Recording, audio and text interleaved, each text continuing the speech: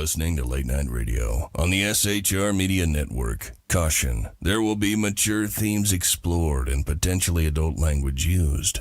If conservatarian words, phrases, certain concepts, or rhetoric offends you, tune out now.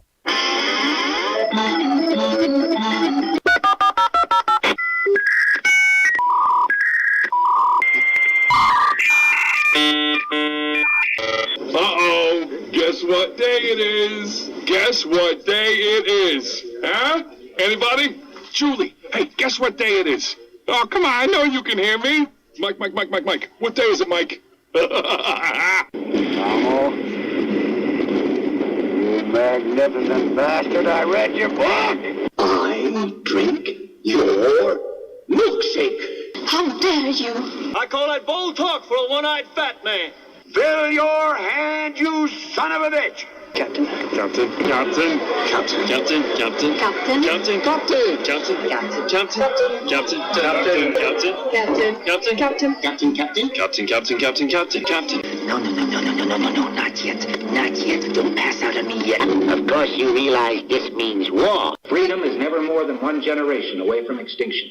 We didn't pass it on to our children in the bloodstream. The only way they can inherit the freedom we have known is if we fight for it, protect it, defend it, and then hand it to them with the well-taught lessons of how they in their lifetime must do the same. And if you and I don't do this, then you and I may well spend our sunset years telling our children and our children's children what it once was like in America when men were free. I have come here to chew bubblegum and kick ass. And I'm all out of bubblegum.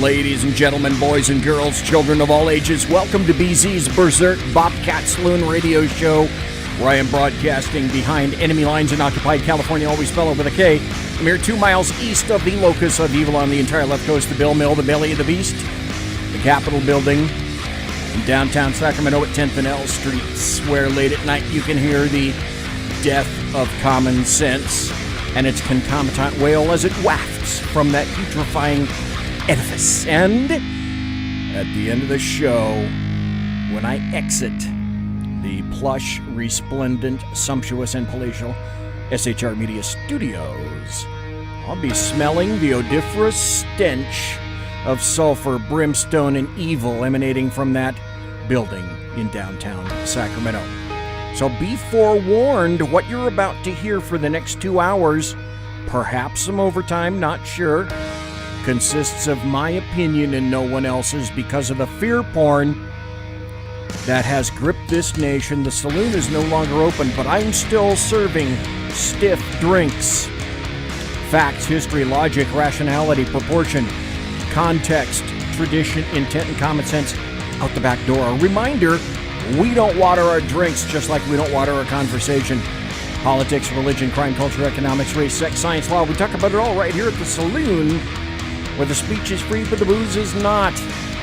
This is 2020. It's October the 22nd, Thursday. October the 22nd, the year of our Lord 2020. And as everyone knows, I am done with bipartisanship and compromise. Why can't we all get along? Yeah, that's how we got here. This is the new age of modern political warfare. Because make no mistake, we are at war. A few things occurred. I left up in Twitter. Let me see what's happening right now. We just got through with the debate. And I'm not going to go into debate tonight except to say something similar to Biden showed his age. His drugs were coming down. It was a little late for him to stay up. And for 96 minutes, or however long it occurred, all Biden did when he opened his mouth was lie. Although not quite at the decibel level, each of them, the decibel level, of the prior debate. That's good, that's bad, not quite sure. Don't have time to waste, so what I'm suggesting is we just get right into it right now, okay? The Bloviating Zeppelins, HeyJackass.com Chicago Death Toll Update. Courtesy of Chicago Mayor Lori Lightfoot. And this is from HeyJackass.com, illustrating Chicago values. October to date, shot and killed 40, shot and wounded 215 in the city of Chicago. Total shot 255, total homicides 46. The week in progress now. October the 18th to October the 22nd, shot and killed 3, shot and wounded 28, total shot 31, total homicides 5. Year to date, shot and killed 589, shot and wounded 2,874, total shot 3,463, total homicides 650. Yes, clearly illustrating Chicago values. And that's why I do that here at the saloon. We're going to get into some stories. I have a great audio cut. And this just occurred today.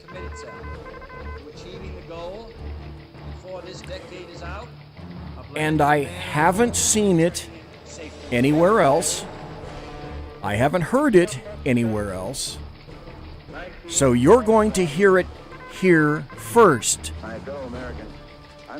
from an individual who should know something.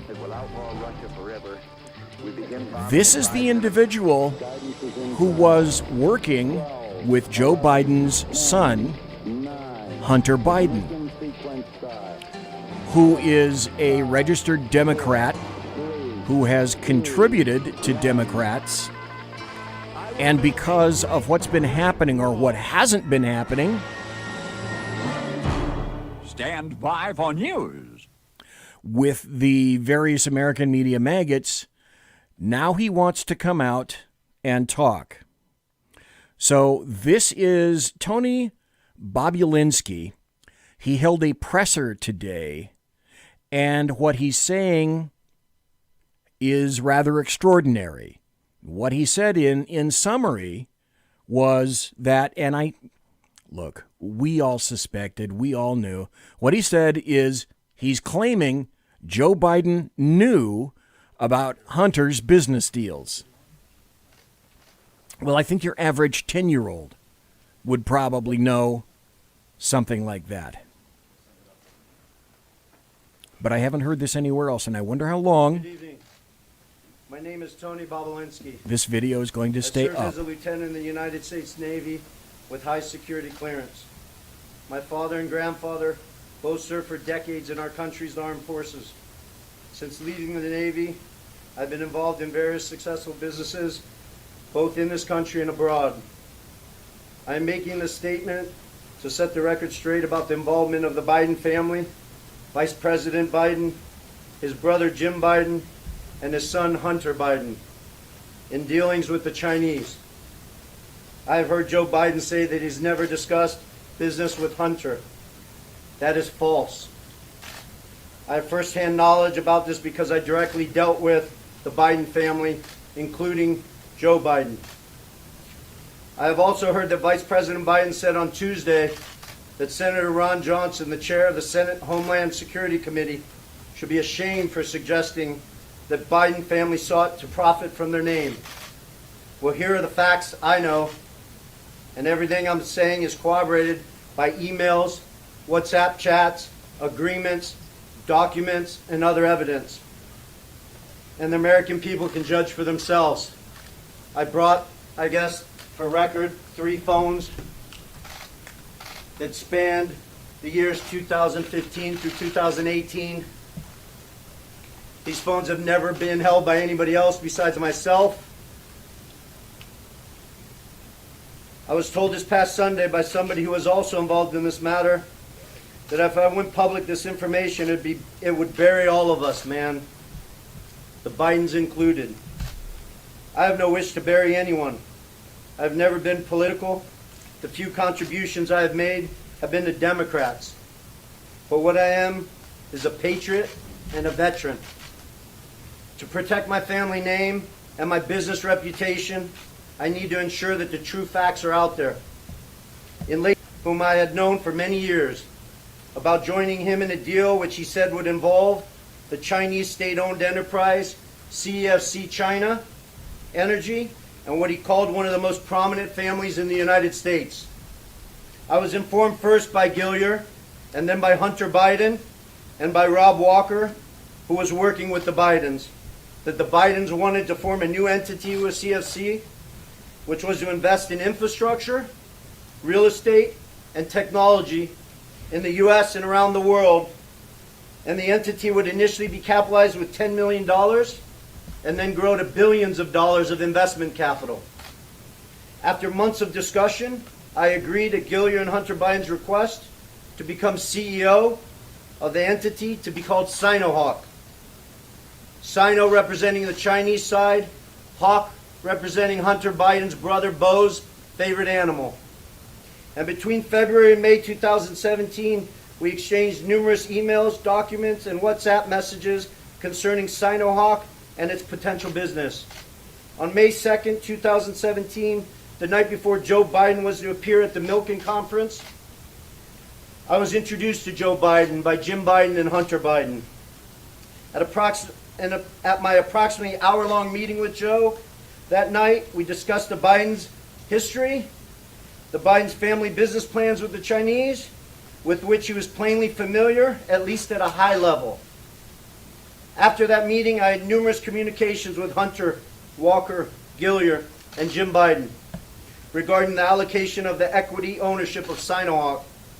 On May 13, 2017, I received an email concerning allocation of equity, which says 10% held by H for the big guy. In that email, there's no question that H stands for Hunter, big guy for his father, Joe Biden, and Jim for Jim Biden. In fact, Hunter often referred to his father as the big guy or my chairman.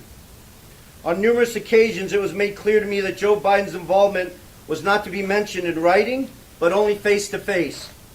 In fact, I was advised by Gillier and Walker that Hunter and Jim Biden were paranoid about keeping Joe Biden's involvement secret. I also had a disagreement with Hunter about the funds CFC was contributing to Sinohawk. Hunter wanted $5 million of those funds to go to himself and his family, so he wanted the funds wired directly to an entity affiliated with him.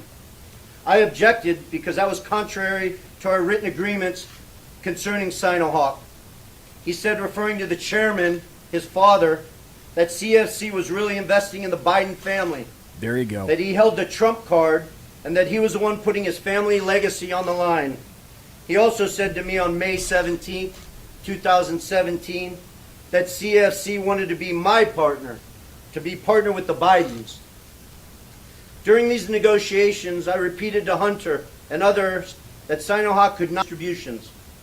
Hunter became very upset with me.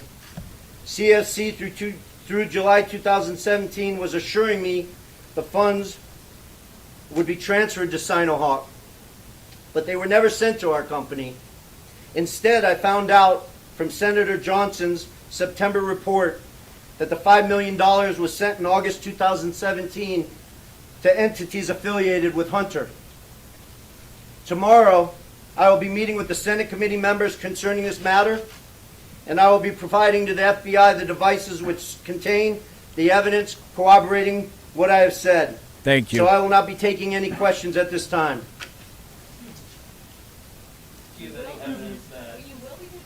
I will not be taking questions at this time.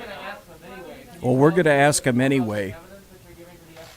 The evidence sits on these three phones. I don't want to go into anything any further.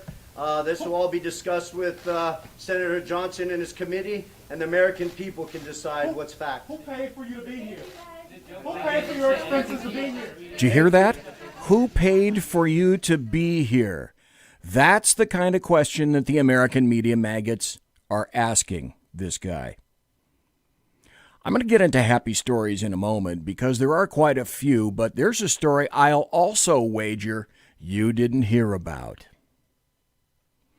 This is again from the New York Post, who seems this week to have an odd schedule of breaking any number of stories. Were you aware that there were 12 Chinese communists in Seattle that were working on ways to censor you over Facebook? I've got that story in just a moment, but right now it looks like I've got somebody on the telephone. Go ahead, caller. How are you doing tonight? How are you doing, BZ? This is Mike. Hey, Mike. How you doing, sir?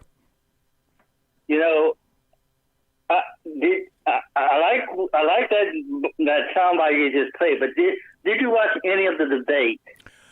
I didn't get to watch much of it because it takes about 25, 30 minutes or so for me to drive here. So I saw a little bit of it. I didn't see the bulk of the middle, and I saw a little bit of it with Sackhead Sean when I got in the door and began to set up. Well, what you missed is not. I mean, the answers were good by the president, but the president was back to his good orange self. But if you watch the debate from beginning to end, and you can go back and watch it probably on YouTube or whatever, watch Biden's coloring change. His face gets redder and redder and redder and redder, and that signals to me that he was getting angrier and angrier and angrier. The more Trump was, the more the president was scoring points on him. He got angrier and angrier and angrier because he knew he couldn't. He knew he couldn't come back on the president. And that's number one. Number two, that tells you something. That tells you that Biden has a quick temper. Well, we knew that when he said that he's for all the unions, etc. Let's see. The two people that he got pissed off at and angry at were, oh, that's right, 2 union members. Oh, that's a really great way to win people and influence people. The other thing I did hear is that his decibel level went up quite a bit during one point. The other thing that I found is that he just couldn't stop lying. Again, he said, no, I'm not stopping fracking. Trump said, well, that's what you've said before. Well, find the video. Well, you know Trump is going to put that video on whitehouse.gov tomorrow for sure. Then he said, oh, I will stop fracking on federal property. Really? Yeah. So if you think you've opened the door to stopping fracking on federal property with I love this, Mike, I loved this new term, AOC plus 3. With AOC plus 3 behind Joe Biden, telling him what to do because they are pulling the strings of Pelosi, and now they will soon be pulling, well, they are pulling the strings of Biden right now. If they stop fracking on federal properties, you can be guaranteed that they're going to stop fracking on private properties as well. Take that one to the bank. Oh, yeah, and think about it. You know, you're talking about him putting it on whitehouse.gov. I guarantee you that you know that Kayleigh McEnany does her daily press briefings. I guarantee you she's going to play that clip as her press briefing. It will be a sight to behold, because if there's one thing that Kayleigh McEnany is not, is stupid. You do realize, folks, don't you, that she has a huge tabbed binder that she takes with her to the podium every time she conducts a press conference. And the tabs are all with topics, and all of those topics include all the quotes over a vast period of time from all the leftists. And she throws their crap right back at them. Another reason that she is so terribly hated. Another reason that Trump is so terribly hated. Mike, got any other observations, sir? Yeah, there's a reason. There's this guy that does a podcast on YouTube called Pete Santelli. There's a reason why he calls her Kaylee MAGA Hammer. Oh, I like that. I've stolen AOC plus 3. Thanks, President Trump, and I like that too. Good. All right, I'm listening, BZ. Yes, sir. All right. Thanks, Mike. Appreciate it. If you're interested in calling in, I'll throw this out too. It's 575-208-4481. If you happen to be watching, darn me. Let's see. Okay. If you happen to be watching on YouTube or Facebook, and I don't really know how long you're going to be watching on YouTube or Facebook, the number 575-208-4481 is at the bottom of the screen if you're watching the streaming. 575-208-4481. And in the chat room, welcome to Mike, to Simone, the Alaskan Jack Kaiser Mambo, and also over in Facebook chat, Alan, Leslie, Don, Jimmy. Thanks for being here, folks. And Alan was in there, and also Jeremy was in there as well. So thank you all for being on Facebook. I appreciate it. It's good to listen live now because my guess tomorrow would be this Facebook post, this streaming will be removed, and YouTube will possibly remove this show because of two things. I've mentioned that guy's video, and nobody else is pumping that bad boy out as far as I know. And the other point is, when I go into my SHR Media Network special report, the rest of it is going to be about the coronavirus. Absolutely everything that they completely hate. Here's the story that we didn't get to from the New York Post. There are 12 members of the Chinese Communist Party in Seattle figuring out here in the United States how to censor you and remove your speech. And no, I'm not kidding. From the New York Post. Meet your Chinese Facebook censors. China is one of the most censorious societies on earth, so what better place for Facebook to recruit social media censors? There are at least half a dozen, quote, Chinese nationals who are working on censorship, a former Facebook insider told me last week, the author. So at some point, Facebook bosses, thought, hey, we're going to get them H-1B visas so they can do this kind of work continuously. The insider shared an internal directory of the team that does much of the work. It's called Hate Speech Engineering. George Orwell, please call your office. Your terms are coming back to you. And most of its members are based on Facebook's offices there in Seattle, as I indicated. A lot of them have PhDs, and their work is extremely complex, involving machine learning, teaching computers how to learn and act without being explicitly programmed, as the techie website deepai.org puts it. What are they there for? When it comes to censorship on social media, that means teaching the Facebook code so certain content ends up at the top of your newsfeed.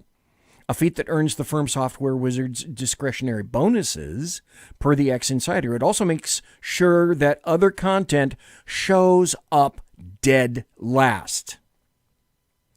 So the question is, I wonder whose content would be dead last. You know that answer. Hey, here's somebody that I couldn't pass up. I've got 2 audio cuts that I just couldn't pass up. The second one will require probably you turning down your volume because it's going to make you, it'll blow your eardrums out, but I had to include it because, well, I'm just me anyway. Here's a white fragility cult member trying to explain her ideology to you. Now, If you can get through this psychobabble pablum speech and understand it completely, you're a better man than I, Gunga Din. How white fragility, because white fragility is a byproduct of white supremacy, leads to social control. Like if you don't have the if you cannot with confidence apply the correct term to what is taking place, because people can't handle the use of that term, then that is an act of ideological subversion that prevents people from being able to apply a term, that prevents people from being authentically able to describe the experience that they're having. And what I would say is that the reason why white fragility, in a nutshell, reinforces social structures that are inequitable towards BIPOC is because it renders the avenues that we would take to speak up, to leverage, to organize, to have the control, to use what we do have by way of power to change things. It renders those avenues difficult to access because we're afraid of the reactions that we will get from white people. You're a snowflake. You're afraid anyway. You're afraid of your own shadow. Okay, damn it. Okay, I forgot to do the right thing. And the right thing is I'm ready for this. Aren't you? It's time for happy stories and good times. I was ready for that. By the way, President Trump conducted an interview with Leslie Stahl. And a lot of people keep saying something similar to, President Trump, why do you continue to talk to these asshats? Well, now the interesting thing on that is he is afraid, with very good reasoning, that he's going to be taken completely out of context, because that's what the American media maggots do. So he released all of the video already with Leslie Stahl. So anyone that has half a brain is going to compare what he released with what actually appears on 60 Minutes. Here's a bit of what he already said. You think she'd ask questions like this of Joe? I don't think so. Can you characterize your supporters? Can you characterize your supporters? People that love our country. And people that don't want to see the stores get looted and burned down. Thank you. People that don't want to see riots, and they don't want to see anarchists. Yeah, I think I can. These are people that love our country, and they don't like to see. But you don't see. They don't like to see policemen get shot and not be able to defend themselves. They don't like to see rioting in the middle of Fifth Avenue or in the middle of other streets in Portland or other places. And they like it when their president gets the endorsement of virtually every police group and, frankly, almost everybody having to do with law and order. Positive law and order. But you know what they are? They're people that love our country more than anything else, and they like to see our country thrive. That's how he characterizes his supporters. Now, this is the point where, this is part of Happy Stories, but this is the point where this is a compendium of gaups. So let's see, what do you call that? Let's see, there's a, there's a murder of crows. There's something like a slither of cobras. And what I'm going to play for you now, I think, I labeled a complaint of Karens. Don't say I didn't warn you about the level. You are the people in history.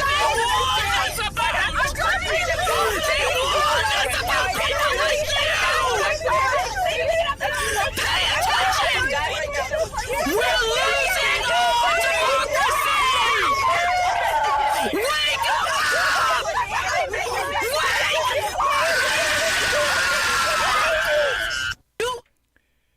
Yeah. You got to laugh at that crap. You absolutely have to laugh at that crap. And, of course, you guys heard about the 50 former Intel, whatever the hell they were, that, oh, wait, I'm not going to do a full break tonight. I'm just going to let you know this. Conservative media done right. You're listening to the SHR Media Network. So it's 8:31 in the West Coast. It's 11:31 on the East Coast, and in Bolivia, it's 14:29 and 17.2. 734, paragraph 4, Groot Cluster 2, in Bolivian time, because I never quite understood Bolivian time. But the interesting point is, as I was saying, remember the 50 Intel specialists? They're retired. They're not connected to intelligence anymore. But they wrote a letter saying that this stuff with Biden is nothing but Russian interference. Again, it's the thriving drumbeat of Russia, Russia, Russia. Yeah, Jack Alexander in chat says, it's not a democracy, you dumb and uneducated bitch. It's a republic. Russia, Russia, Russia. Here's what the 50 guys who put their names on that letter, here's what they're doing. Guaranteed. That letter is an audition to the Biden campaign to let them know, we got your back, Joe. So if you want to appoint us, any of the 50, to a great position, either on your cabinet or some other cool appointments, we're your guys. That's what they were talking about. In the meantime, the guy that really knows what's going on, our current DNI, Director of National Intelligence, John Ratcliffe, talked to Maria Bartiromo and said, because he would know, he's got his finger on the intelligence, he said basically what's real this. And what's fake? Is this Russian disinformation, Director? So, Maria, it's funny that some of the people that complain the most about intelligence being politicized are the ones politicizing intelligence. And unfortunately, in this case, it is Adam Schiff, the chairman of the House Intelligence Committee, who, as you pointed out on Friday, said that the intelligence community believes that Hunter Biden's laptop and the emails on it are part of some Russian disinformation campaign. Let me be clear. The intelligence community doesn't believe that because there's no intelligence that supports that. And we have shared no intelligence with Chairman Schiff or any other member of Congress that Hunter Biden's laptop is part of some Russian disinformation campaign. It's simply not true. And this is exactly what I said I would stop when I became the Director of National Intelligence. And that's people using the intelligence community to leverage some political narrative. And in this case, apparently Chairman Schiff wants anything against his preferred political candidate to be deemed as not real, and is using the intelligence community, or attempting to use the intelligence community, to say there's nothing to see here. Don't drag the intelligence community into this. Hunter Biden's laptop is not part of some Russian disinformation campaign, and I think it's clear that the American people know that. Well, who would know other than him? Those 50 guys? No. Here's the other thing that falls into the core of Happy Stories. This was glorious. All the dupes who are never Trumpers got together and decided that they were going to call themselves the Lincoln Project because they were so honest to their core. They represented Lincoln.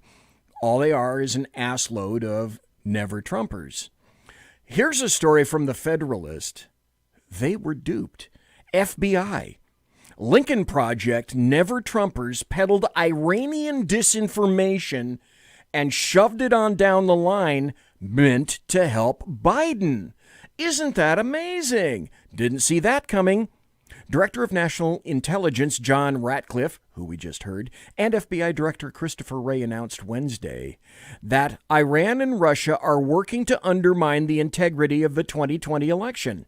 We'd like to alert the public that we have identified that two foreign actors, Iran and Russia, because you all know that they work in concert, have taken specific actions to influence public opinion relating to our elections, Ratcliffe said during an evening press conference. So according to Ratcliffe, Iran and Russia got their hands on U.S. voter registration information, enabling the foreign adversaries to send false information to registered voters as a means to sow chaos and confusion and undermine the public's confidence in America's electoral process. To that end, we've already seen Iran send spoofed emails designed to intimidate voters, incite social unrest, and damage President Trump. The foreign nations aren't the only disseminators of false information. American groups, including Never Trump operations, called the Lincoln Project, they happen to serve as Iran's American digital foot soldiers, buying into the disinformation, and then they amplified it. This is a tweet. The FBI now confirms Iran sent fake emails posing as Proud Boys to help Joe Biden.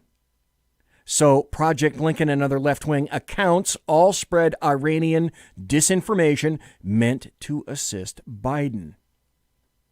Lincoln Project, you useful dupes, you tools. Here's another happy story, because shit will out, as we generally know. Remember that guy named Joe on a Joe Biden ad who was portrayed as a struggling bar owner? Well, dailycaller.com apparently revealed that he's a wealthy owner, a Michigan bar owner, featured in that Joe Biden commercial campaign ad. Said his business may fail because of President Trump's COVID-19 response. Who is he really? He's a wealthy tech investor who made it big after receiving a large family inheritance. Joe Malkoun, the co-owner of The Blind Pig, said in the end his bar was nothing more than an empty room because of Trump's inaction. He doesn't need any money. He's wealthy already. And while we're on the topic, anybody that voted for Mitt Romney, aren't you sad because of that? Mitt Romney came out and said, the Associated Press came out with this article. Romney said, Biden probe, not a legitimate role of government. So let me see if I get this right. Mitt Romney, who after the election, and he was running for president, Mitt Romney came and said to one of his sons, you know, after all, I don't really think that I was very interested in running for president. Then why did we vote for you, asshole? So this faux Republican now confirms in his mind that government corruption, graft, and treason should never be investigated. The happy story is, yeah, he's that stupid. And Utah, I have to ask you, how is it possible to, folks, you're going to have to turn all the little children away because I'm off today. There will be words used. How do you keep electing this human dildo named Mitt Romney? I really don't know. But there he is, reputedly an Republican, or so he says. Well, I have a couple of other happy stories. Let me just glaze through a couple of them. I already reminded you that Trump made his own recording. And if you go look for it, you can find that, let's see, what is this? Project Veritas has a new ad out and a new video where Google ad execs boast that the company, as you already know, but they're simply putting words to it, they can censor right-wingers and Republicans any damn time they want. Speaking of which, the Senate Judiciary Committee recently voted to subpoena Twitter and Facebook CEOs. As far as I'm concerned, that's a happy story. Here's another one that you didn't hear, guaranteed. Weekly unemployment claims drop as labor market recovery continues. Oh, and here's one more happy story that I need to tell you about. Supreme Court justice, as I think you've already written, will be voting to confirm Justice to be Barrett next Monday.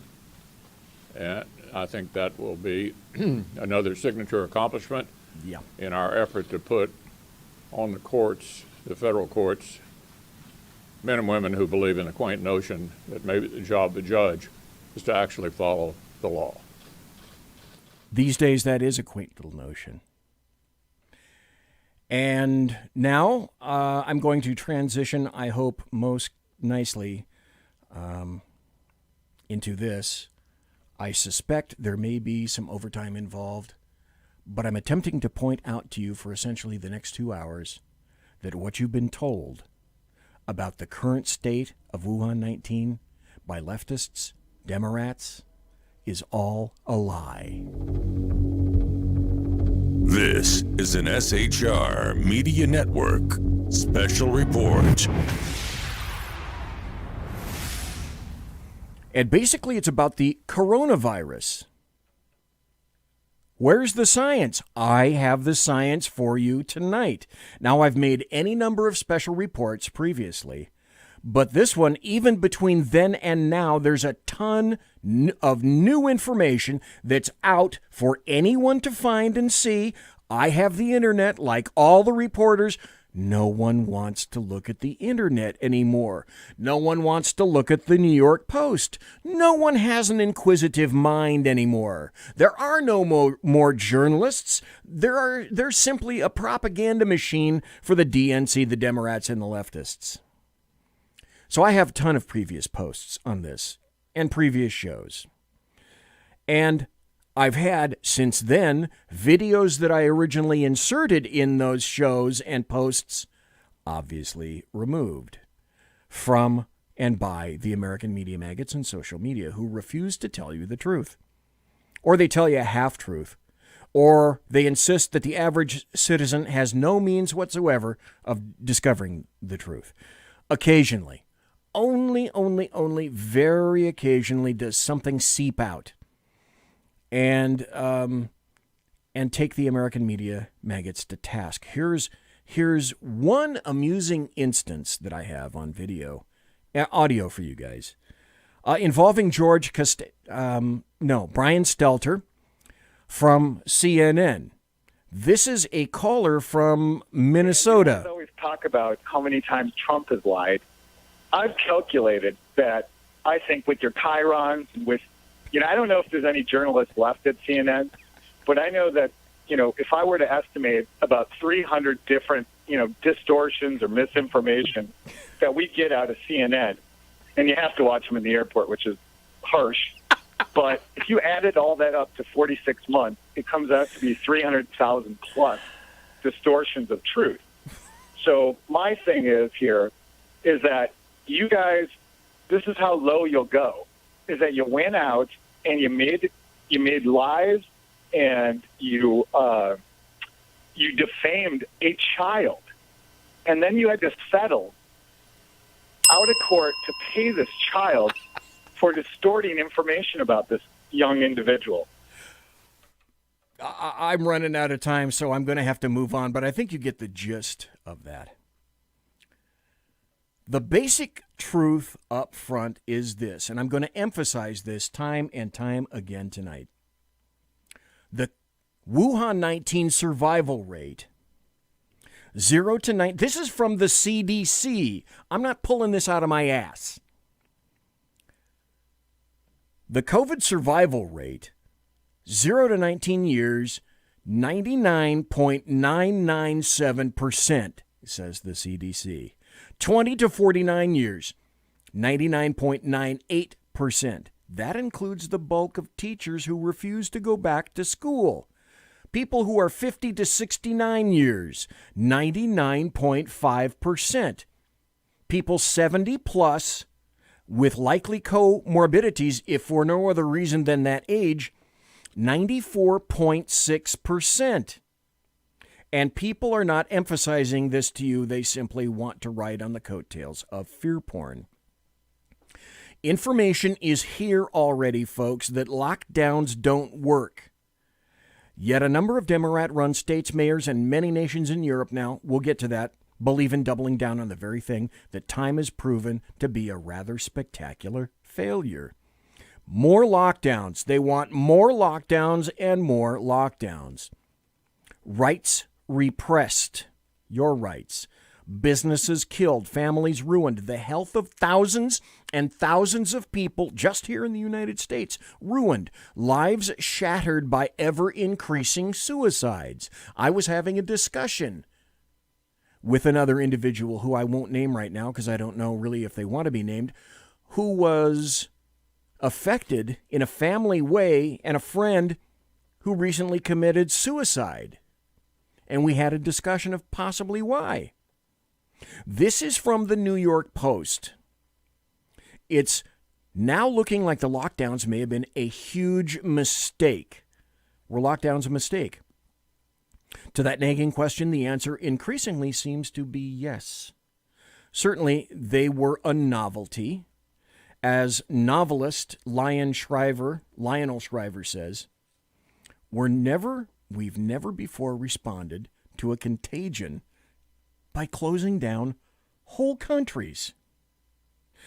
As I've noted, the 1957 to 1958 Asian flu killed between 70,000 and 116,000 Americans, between 0.04% and 0.07% of the nation's population.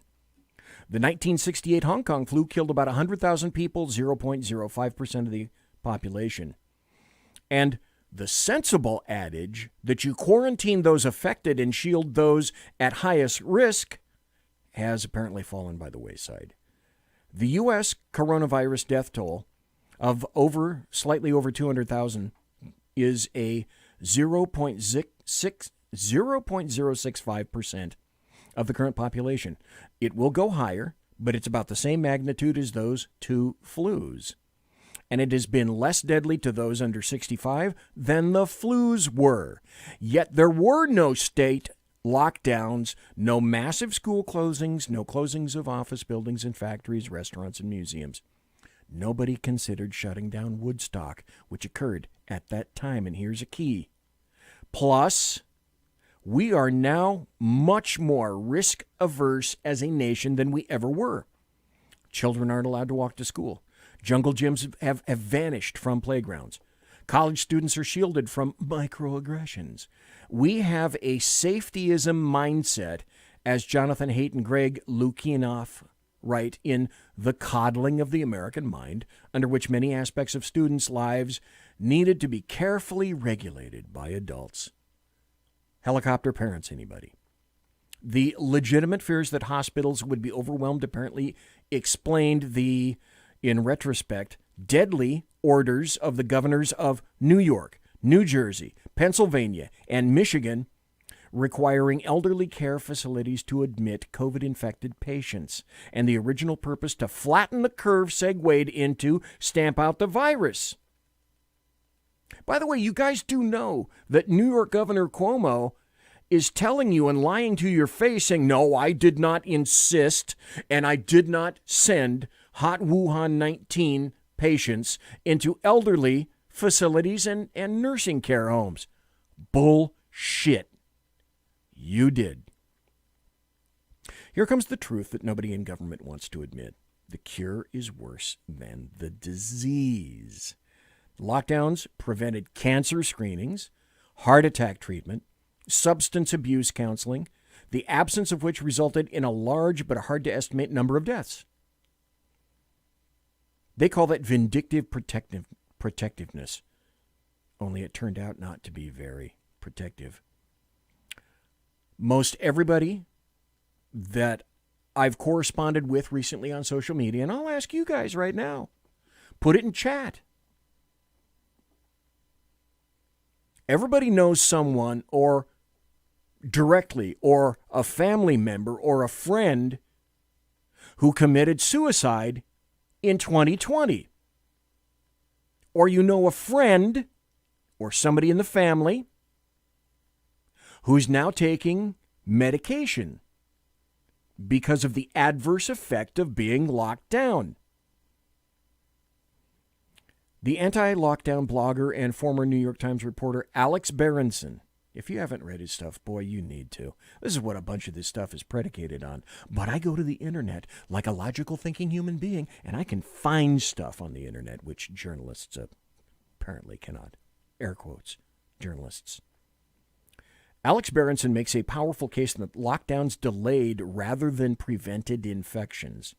There are old lessons here. Governments can sometimes channel but never entirely control nature. What a revelation.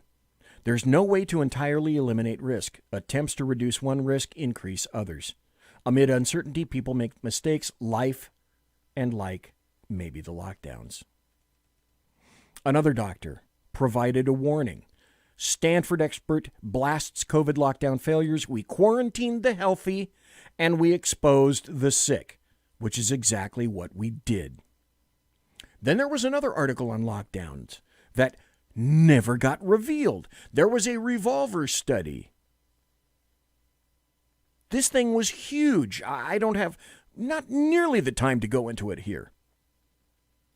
But Revolver did an exclusive study, COVID-19 lockdowns over 10 times more deadly than the pandemic itself. That was August 31st. A groundbreaking new study commissioned by Revolver News concludes COVID-19 lockdowns are 10 times more deadly than the actual COVID-19 virus in terms of years of life lost by American citizens. The economic devastation of the lockdowns will last for decades after the virus is brought under control. And it may lead to far worse ripple effects down the road. For the first time in its history, America has experienced what could be almost likened to a sudden stop in an emerging nation, a situation so crippling and perilous that long-term financial and social stability has been actually, verifiably, legitimately threatened, because in truth, there's no way to completely halt a pandemic. History should have taught us that by now.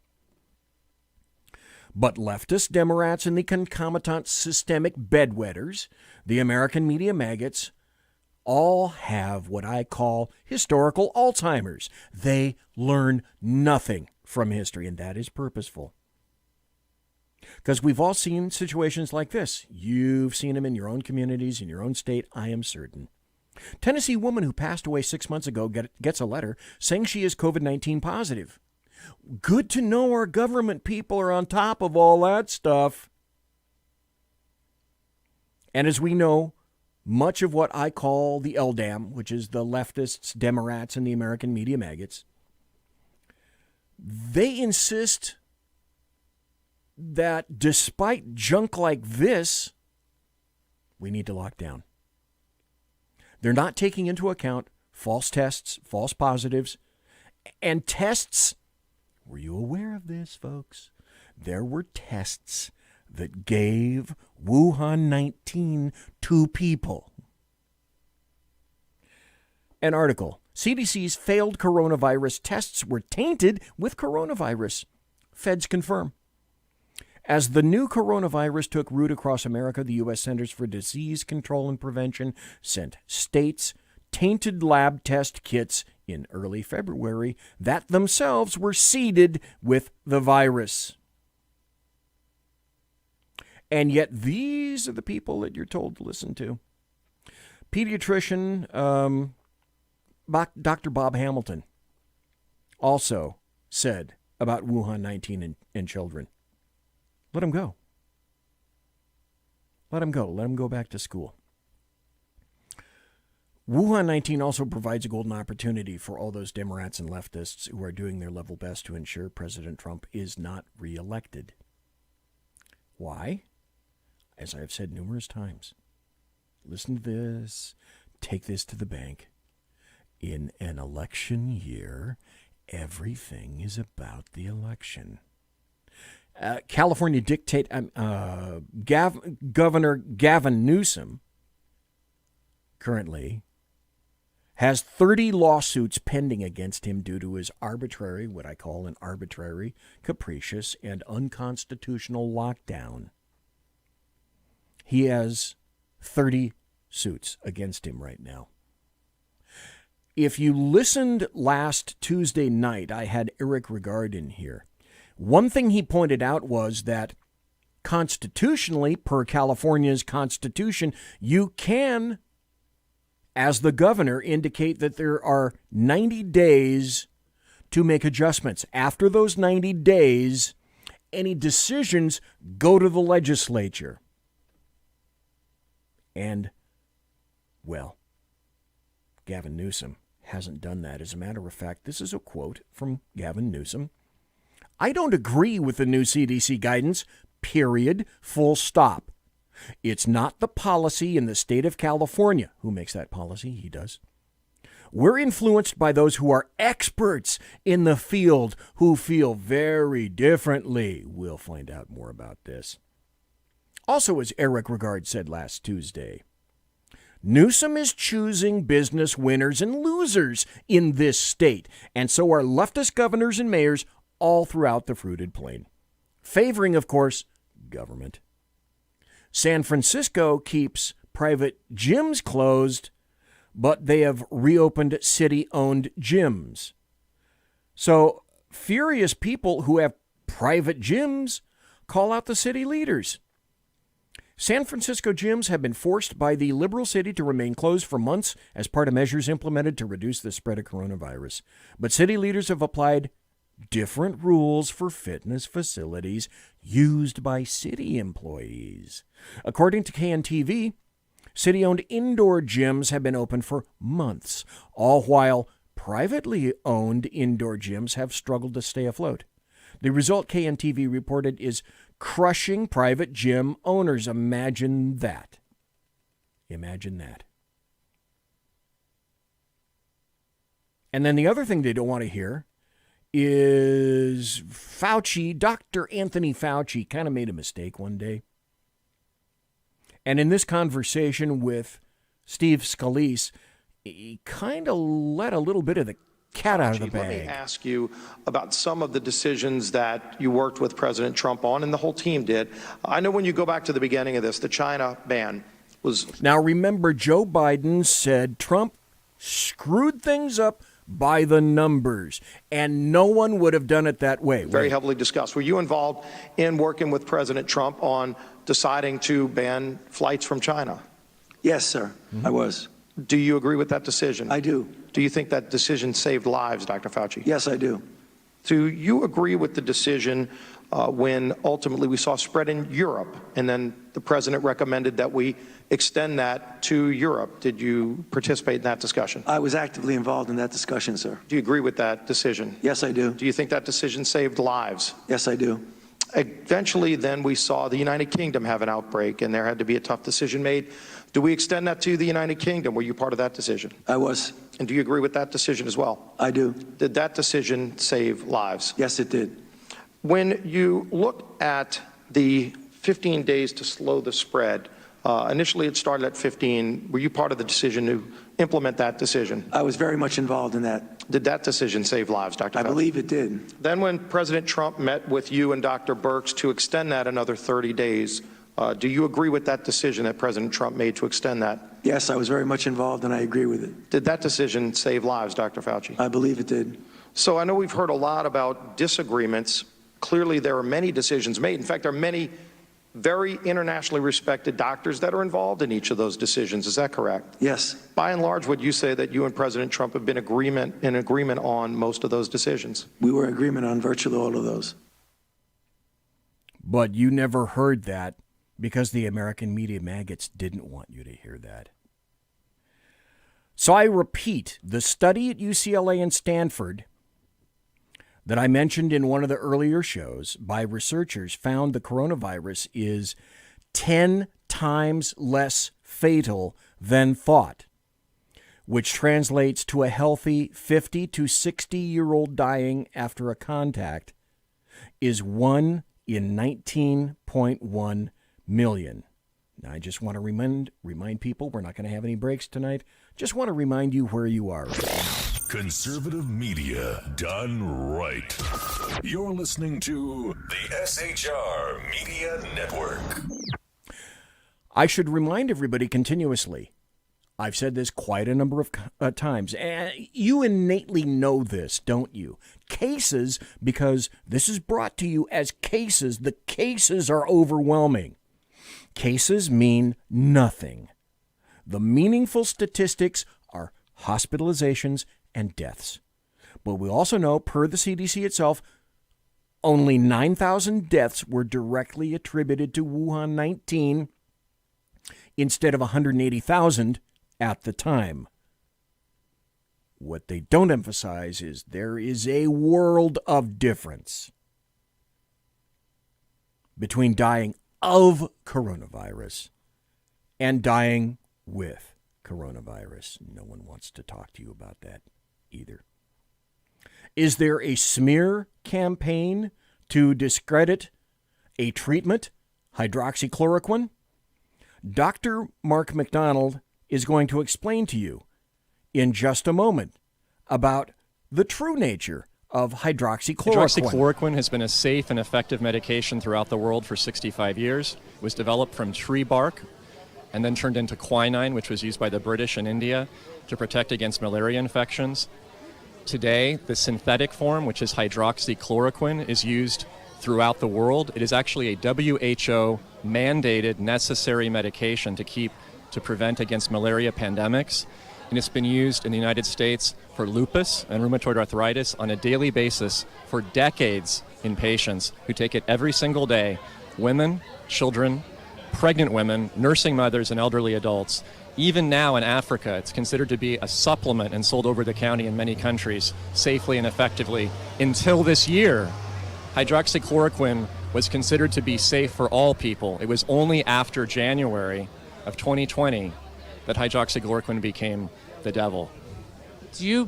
What do you think? Who's pushing against hydroxychloroquine?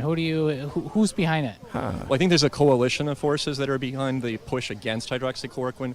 It started in January when Gilead Pharmaceuticals announced some benefit to a patented drug called remdesivir that reduced hospital stay course for those with coronavirus by 3 or 4 days. Certainly meaningful, but certainly not curative. As soon as that happened, media, politicians, other special interest groups got on board with trying to stop hydroxychloroquine from being made available by doctors to their patients. And a whole campaign was set against it, including several research publications like The Lancet back in June that published fraudulent data that was later retracted. Fraudulent data that was later retracted. To say that hydroxychloroquine either didn't work or it killed people. My belief at this point is that it's all about the election. And Stop.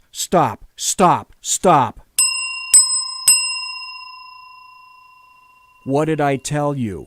If President Trump had come out and said something similar to hydroxychloroquine is the devil, it's the devil's juice, and I don't want anybody to have anything to do with hydroxychloroquine, it would be running off the shelves right this very moment. There are people now in positions of power, politicians primarily, who will benefit from keeping America scared and stuck at home through November. And if all Americans had access to hydroxychloroquine, the pandemic would essentially end in about 30 days. And if that happens, a lot of people will lose.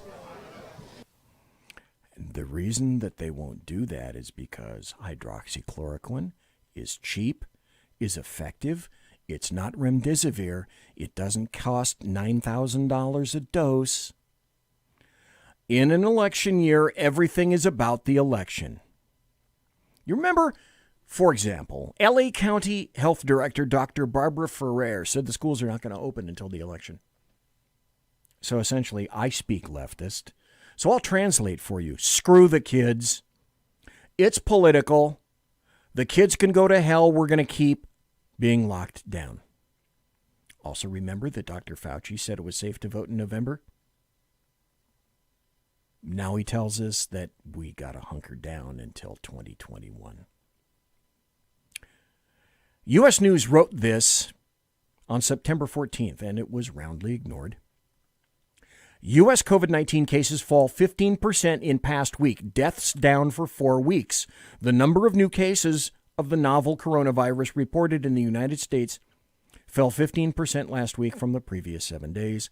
Deaths fell for a fourth week in a row, according to a Reuters analysis. The United States reported on average about 35,000 new cases each day in the week, ended September 13th, marking the 8th straight week of declines from a peak in July of about 70,000 new cases a day on average. More than 735 people a day died from COVID-19 last week, with fatalities declining in California and Texas and holding steady in Florida. So the dealio is the American media maggots obviously won't let you hear good news if it can be used for any positive means or manner for OMB, Orange Man Bad, President Donald John Trump, the guy with the dead orange cat on his head. Because anything positive would likely assist President Trump in his re-election. So what we know, what history is telling us, is that in a continuing fashion, researchers can't seem to get their shit or stats or tests straight. This is from September 9th. Coronavirus testing at a Boston lab suspended after nearly 400 false positives. Hey, thinking people like you and me are probably asking, why are they always false positives? A Boston lab suspended coronavirus testing after an investigation uncovered nearly 400 false positive COVID-19 results. Origin, a biotechnology company which counts dozens of nursing homes as its clients, ceased testing on August 8th at the request of the Massachusetts Department of Public Health. The suspension came days after state health officials became aware of an unusually high number of positive coronavirus tests. An investigation found there were at least 383 inaccurate positive results from that lab upon retesting, came back as negative. Imagine that. Then we discovered a story that wasn't covered by literally any news organization right now other than, I don't know, I think the only people that addressed it was Fox News. And I think it was only Tucker Carlson on Tucker Carlson Tonight that had anything to do with that. So only on Fox did you hear anything that happened to be related to Dr. Li Meng Yan indicated the coronavirus was released on purpose by China, created in a Chinese lab. And did you also note AG William Barr, who said the coronavirus lockdowns were the greatest intrusion on civil liberties since slavery? Attorney General William Barr said Wednesday evening, other than slavery, which was a different kind of restraint, coronavirus lockdowns were the greatest intrusion on civil liberties in American history. Barr's comments came during a Constitution Day celebration at, wait for it, Hillsdale College, where truth can be told, commemorating the date in 1789 when the Constitution was signed by the framers in Philadelphia. Throughout the coronavirus pandemic, Barr has expressed alarm at the restrictions imposed by state authorities and First Amendment rights, particularly the freedom of religion.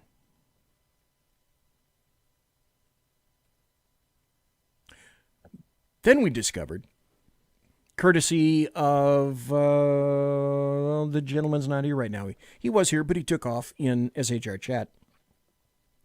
Jack Alexander brought Australia to the forefront and made me aware of how repressive Australia has been, the state of Victoria in particular. They have some of the most oppressive and restrictive laws in a Western society. Then, do you remember the CDC was giving us false information? But you had to ask yourself, or was it? The CDC says aerosol guidance was posted in error to the website. So this became a major kerfuffle, and the reason I'm mentioning it, you will understand in just a moment. The CDC said on September 21st. Aerosol guidance was posted in error to the website, the CDC website. What they meant was this. On Friday, the U.S. Centers for Disease Control and Prevention updated their guidelines to say the coronavirus can be spread through tiny respiratory droplets called aerosols that can linger in the indoor air. But according to reports from the Washington Post and CNBC, the CDC now says that information was posted on the website in error. A draft version of proposed changes to these recommendations was posted in error to the agency's official website, the CDC said, adding the organization is currently updating its recommendations regarding airborne transmission of COVID-19. Once this process has been completed, the update language will be posted. The short-lived revision made Friday suggested 6 feet might not always be enough distance. Okay? Hold that thought for a bit. We'll come back. I will come back to that.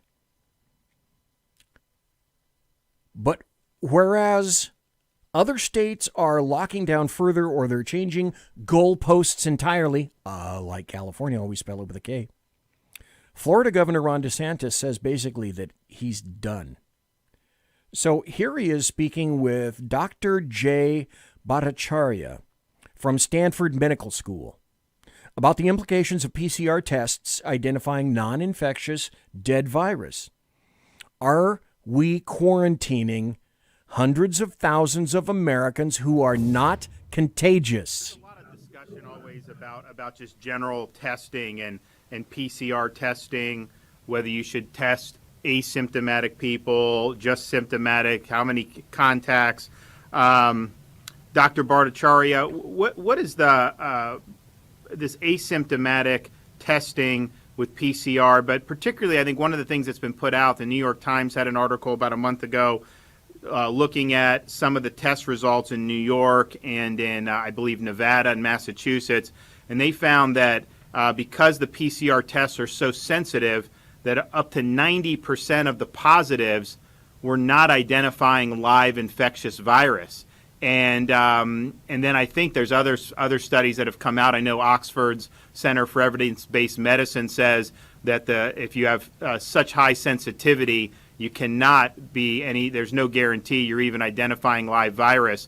And I think that, I guess, one, just what does that mean for some of the testing and the case numbers that we see? But then two, it seems to me that if you're test positive with no symptoms with a very sensitive PCR test, and they can't even tell you if you're infectious, we're quarantining across the country probably hundreds of thousands or millions of people who aren't even contagious. And I think that obviously has a huge cost to society. Doesn't seem to be getting a lot of discussion, though.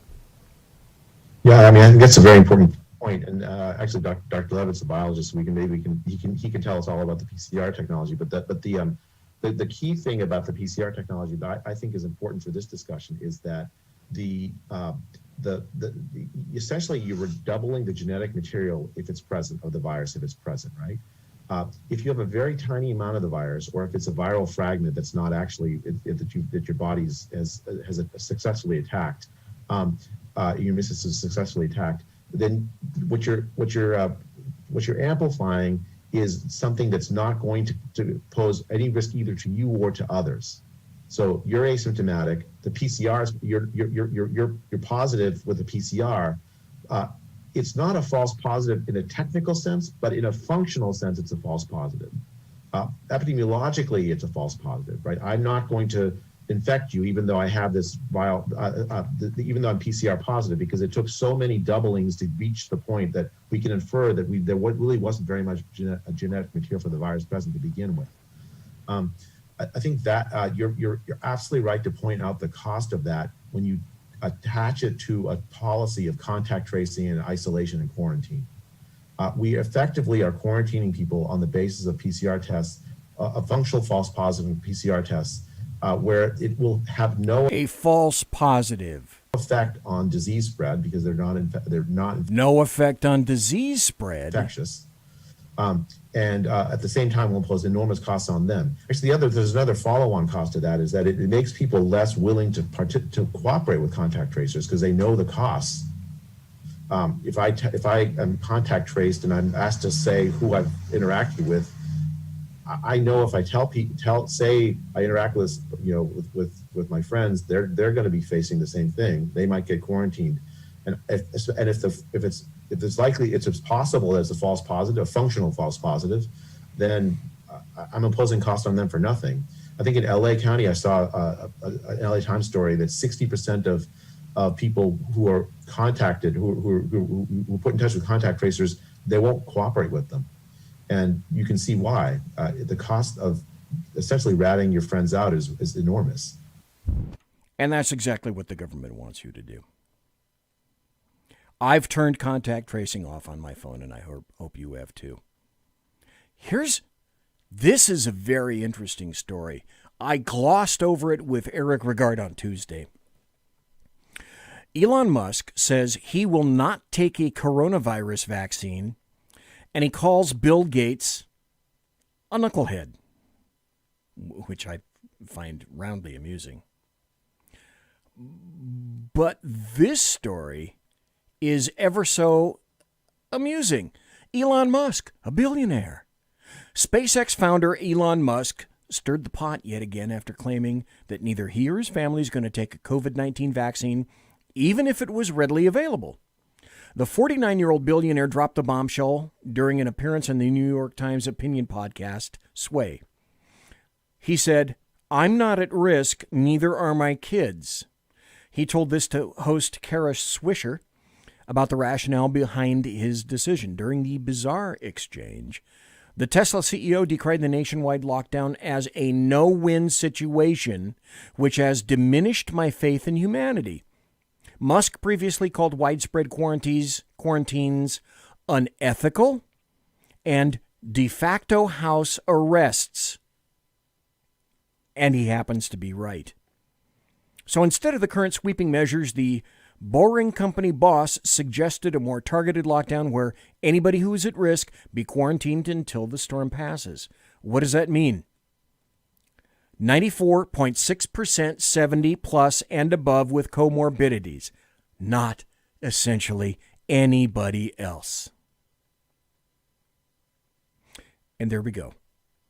Fear porn has demanded that Americans put their lives on hold. And you got a quiver in the fetal position underneath your desk at home. Mattress manufacturers have benefited greatly due to the prodigious amounts of bedwetting all across the nation. Musk also said this: Gates said something about me not knowing what I was doing. Musk told Swisher, "It's like, hey, knucklehead, we actually make the vaccine machines for CureVac, the company you're invested in." Sort of a gentle reminder from Elon. He was referring to the fact that Tesla manufactures equipment for the German biopharmaceutical firm CureVac. Imagine that. And here's something you never heard. Bob Iger, CEO of Disney, left Governor Newsom's economic task force because he's going to have to fire, and is the process of doing so right now, 28,000 Disney employees in Southern California because they won't be opening. The story goes, Bob Iger quits Governor Newsom's Economic Recovery Task Force. According to a Disney spokesman from the Sacramento Bee, Disney Executive Chairman Bob Iger quit the California Governor Gavin Newsom's task force to reopen the economy. According to the report, the spokesperson would not say where or why Iger quit the task force. Now, you're a logical thinking human being. I bet you are. That's why you're here listening to the show, live or in podcast. Translated, Governor Newsom doesn't know what the hell he's doing. And as Iger suspected, on October 7th, Gavin Newsom did in fact say theme parks won't be opening any time soon. Well, BZ, why would that be?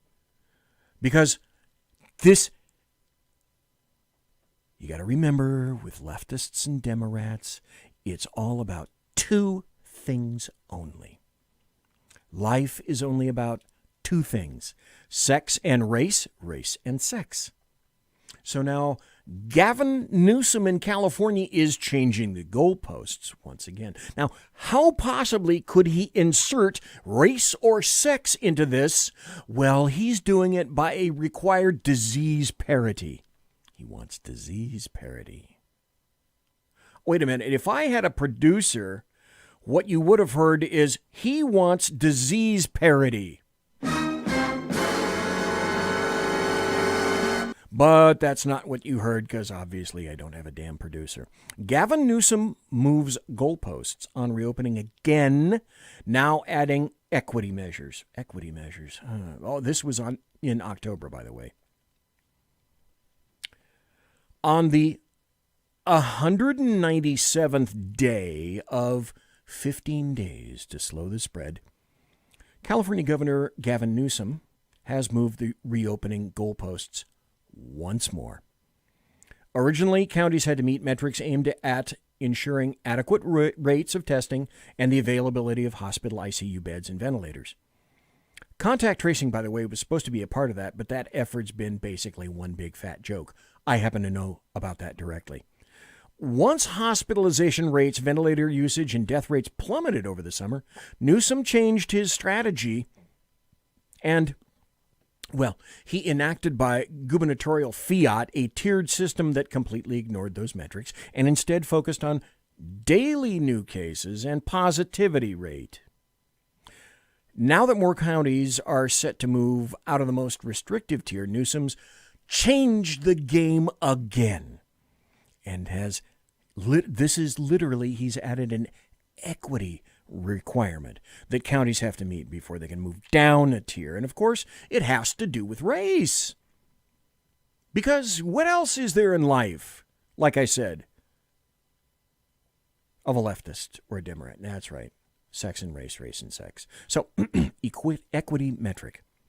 You have to ensure the test positivity rates in its most disadvantaged neighborhoods, as defined by being in the lowest quintile of the Healthy Places Index census tracts. What? Do not significantly lag behind its overall county test positivity rate, as described in detail below. Targeted investments. This is what you have to do. Submit a plan that, 1, defines its disproportionately impacted populations, 2, specifies the percent of the COVID-19 cases in those populations, and 3, shows that it plans to invest epidemiology and laboratory capacity for prevention and control of emerging infectious diseases. Strategy 5, use laboratory data to enhance investigation, response, and prevention. Grant funds at least at that percentage to interrupt disease transmission in these populations. I'm not making this gibberish up. I'm reading it. This is what they've written. The targeted investments can include spending on augmenting testing, disease investigation, contact tracing, which doesn't work, isolation quarantine support, and education and outreach efforts for workers. Effective for the October 13th tier assignment, this plan must be submitted before a county may progress to a less restrictive tier. Due to data limitations in small populations, the equity metric described above cannot be reliably applied to smaller counties. As I've said before many times, you know me. Come on, man. You know me. I speak leftist. So I'll translate. California is now applying critical race theory to a pandemic.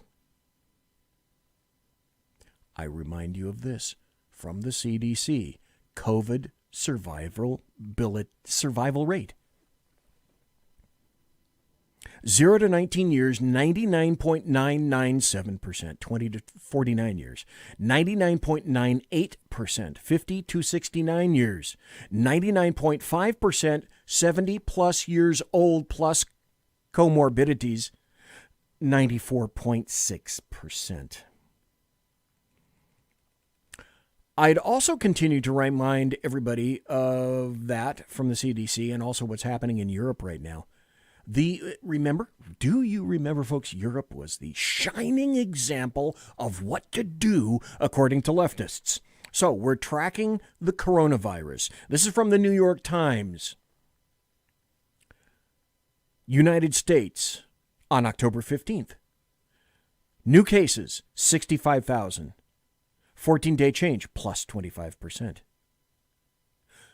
On October 15th, in the United States, new deaths, 783, down 2%. But you didn't hear about that, did you? Of course you didn't. That's purposeful. In early October, President Trump acquired Wuhan 19 himself. So the social media basically fell apart with wishes that President Trump would die. It really is no more complicated than that. So instead what happened, however, is unlike the average 74-year-old, he recovered rapidly, precisely what the leftist Democrats and American media maggots didn't want.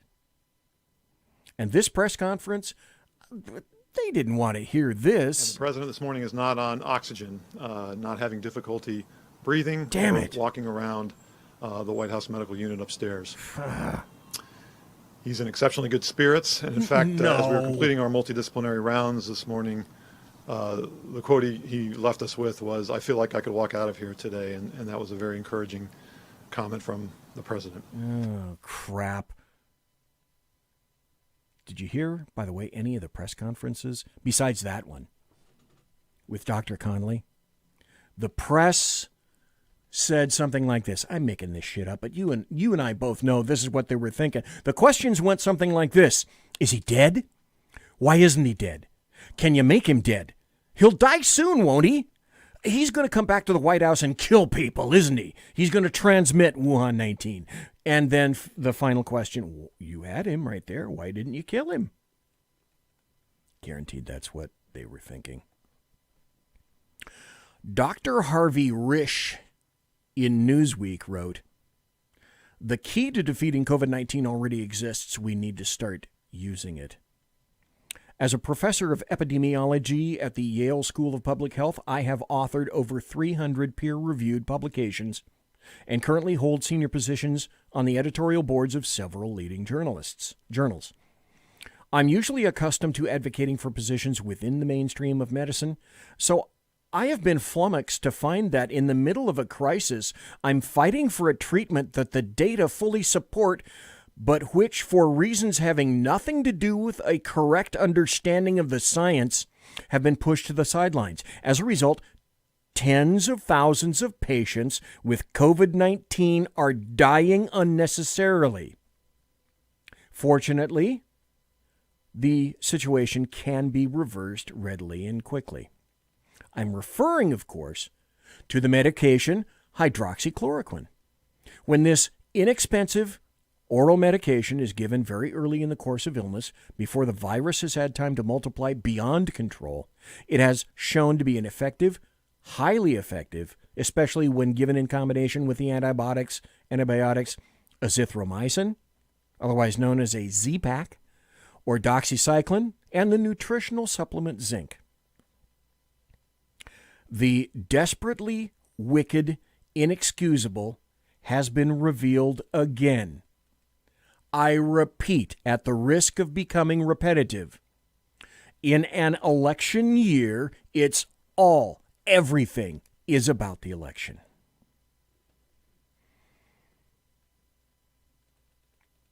Here's something. These are what people were saying, by the to way. New Yorkers for coronavirus is low. And our city preparedness. Remember. Oh, by the way, I have to tell you guys this, that this is the final half hour. Conservative media done right. You're listening to the SHR Media Network. Now, remember, everyone was saying something similar to, well, Trump didn't take this seriously at the very beginning. Wait, you know me, man.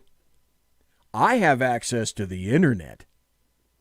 So I can find you audio cuts like this that support that's a bunch of crap. To New Yorkers for coronavirus is low, and our city preparedness is high. This should not stop you from going about your life, should not stop you from going to Chinatown and going out to eat. I'm going to do that today myself. There you go. Come to Chinatown. Here we are. We're, again, careful, safe, and come join us. There is no concern at this time for coronavirus in our region. The Department of Sanitation is ready for Mardi Gras 2020. The facts are reassuring. We want New Yorkers to go about their daily lives. But there's really no need to panic and to avoid activities that we always do as New Yorkers. We are a hardy people. Americans do not need to panic.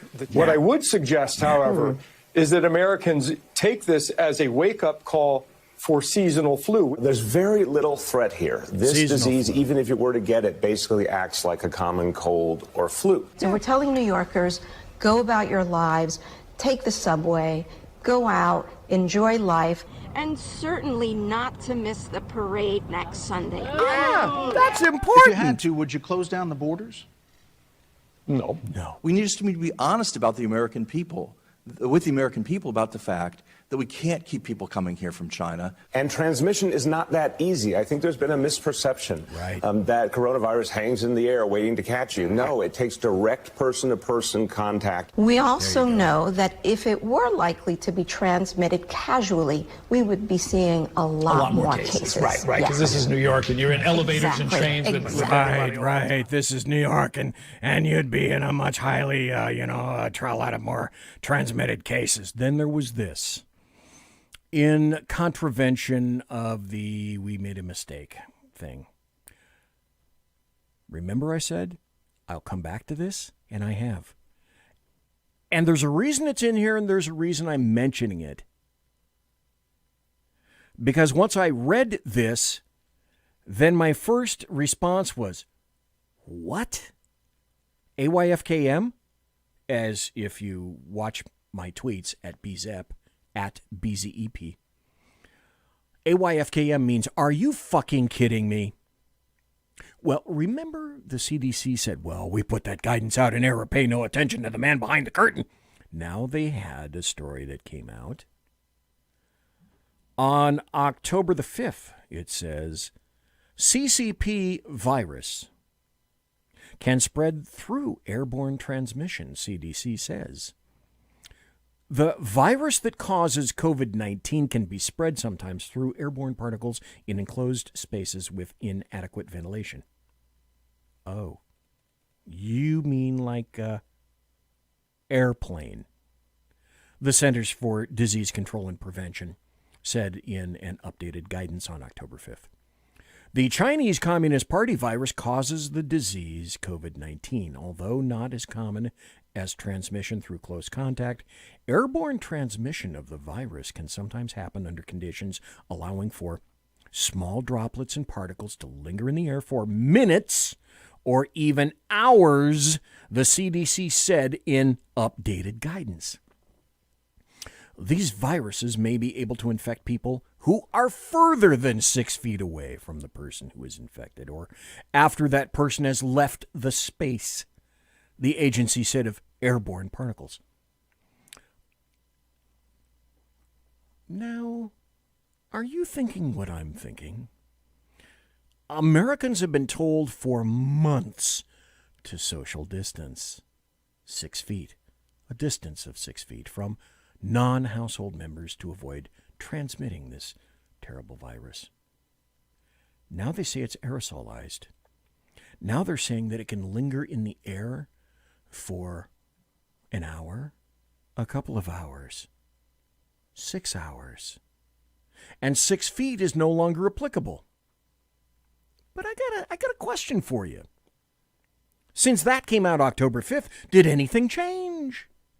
Because if it's so terrible, why aren't we distancing 10 feet? Why aren't we distancing 12 feet? Why aren't we distancing 20 feet and every enclosed space needs to be has to have all of its air replaced every hour. There needs to be an air exchange. But you didn't hear about that. What? How does that happen? That no one now listens to the CDC? That's their update. Is it, I had to ask, is it because this information is absolutely too damned grim to process? Or is it unenforceable? 6 feet? 6 feet? You can go to hell. Wouldn't this mean, though, that essentially everyone would have to be inside if we continue on the current path of lockdown mania? Has this thing thrown a massive camshaft in the gears of government? And the other thing is, why hasn't anybody heard of this? Questions? Do I got questions? I got questions. Funny thing is, Gavin Newsom has answers. Put your mask down between every bite as you patronize any open restaurant. I'm not kidding. California Governor Gavin Newsom is ridiculed after urging diners to wear their masks in between bites. This came out. This was official. I'm not kidding.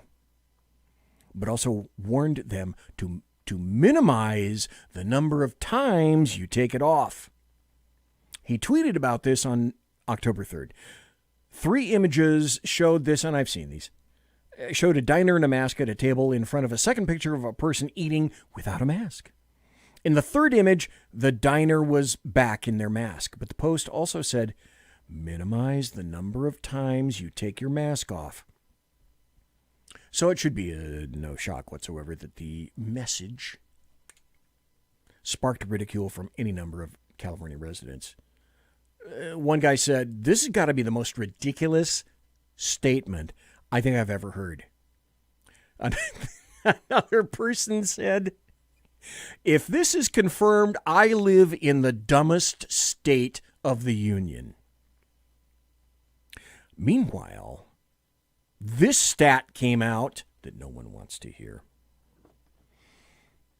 Meanwhile, back at the ranch, back in schools, statistics indicate that out of 70,000 plus positive reported COVID-19 cases in universities all across the union, there were 3 hospitalizations and 0 deaths to date. You also know BZ. I thought I'd throw this out too, because I found this amusing, and it got retweeted a whole bunch of times. I put out a little meme about a vaccine, and I wrote, because I think it's true, after all this crap we've listened to, you know, the vaccine should be tested on politicians. If they survive, the vaccine is safe. If they don't survive, the country is safe. And so now on October 12th, the absolutely unthinkable occurred. Hold the presses. The WHO, the World Health Organization, said lockdowns are damaging. This is October the 12th.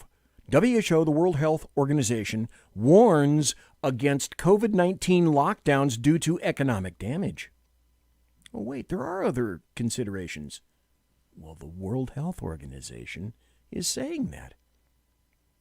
The WHO has warned leaders against relying on COVID-19 lockdowns to tackle outbreaks, after previously saying countries should be careful how quickly they reopen. WHO, are you seeing a pattern? Are you seeing a pattern in this, folks? Yeah, we know. No, we don't. Yeah, we know. No, we don't. We know this. No, we don't. We know that. No, we don't. WHO envoy Dr. David Nabarro said such restrictive measures should only be treated as a last resort, the British magazine The Spectator reported in a video interview. So, oddly enough, here's me having that particular interview.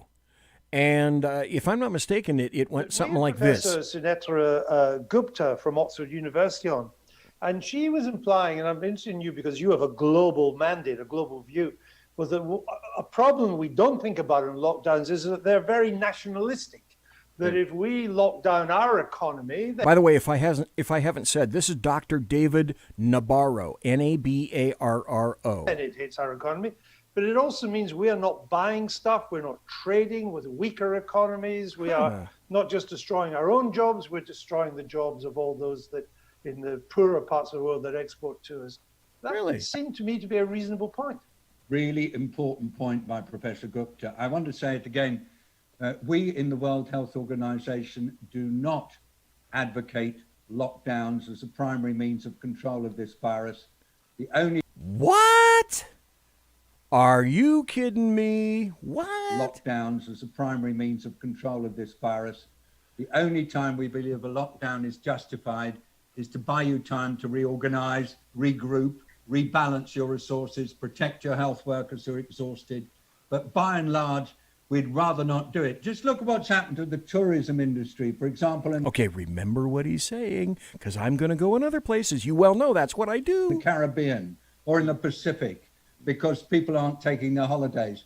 Look what's happened to smallholder farmers all over the world because their markets have got dented. Look what's happening to poverty levels. It seems that we may well have a doubling of world poverty by next year. We may well have at least a doubling of child malnutrition because children are not getting meals at school and their parents in poor families are not able to afford it. This is a terrible, ghastly global catastrophe, actually. And so we really do appeal to all world leaders. Stop using lockdown as your primary control method. What? Catastrophe, actually. And so we really do appeal to all world leaders. Stop using lockdown as your primary control. What? We really do appeal to all world leaders. Stop using lockdown as your primary control method. Develop better systems for doing it. Work together and learn from each other. But remember, lockdowns just have one consequence that you must never, ever belittle, and that is making poor people an awful lot poorer. Well, we didn't hear about that until now. When was that? What did BZ say about that? Oh, yeah, that was this month. Today's the 22nd.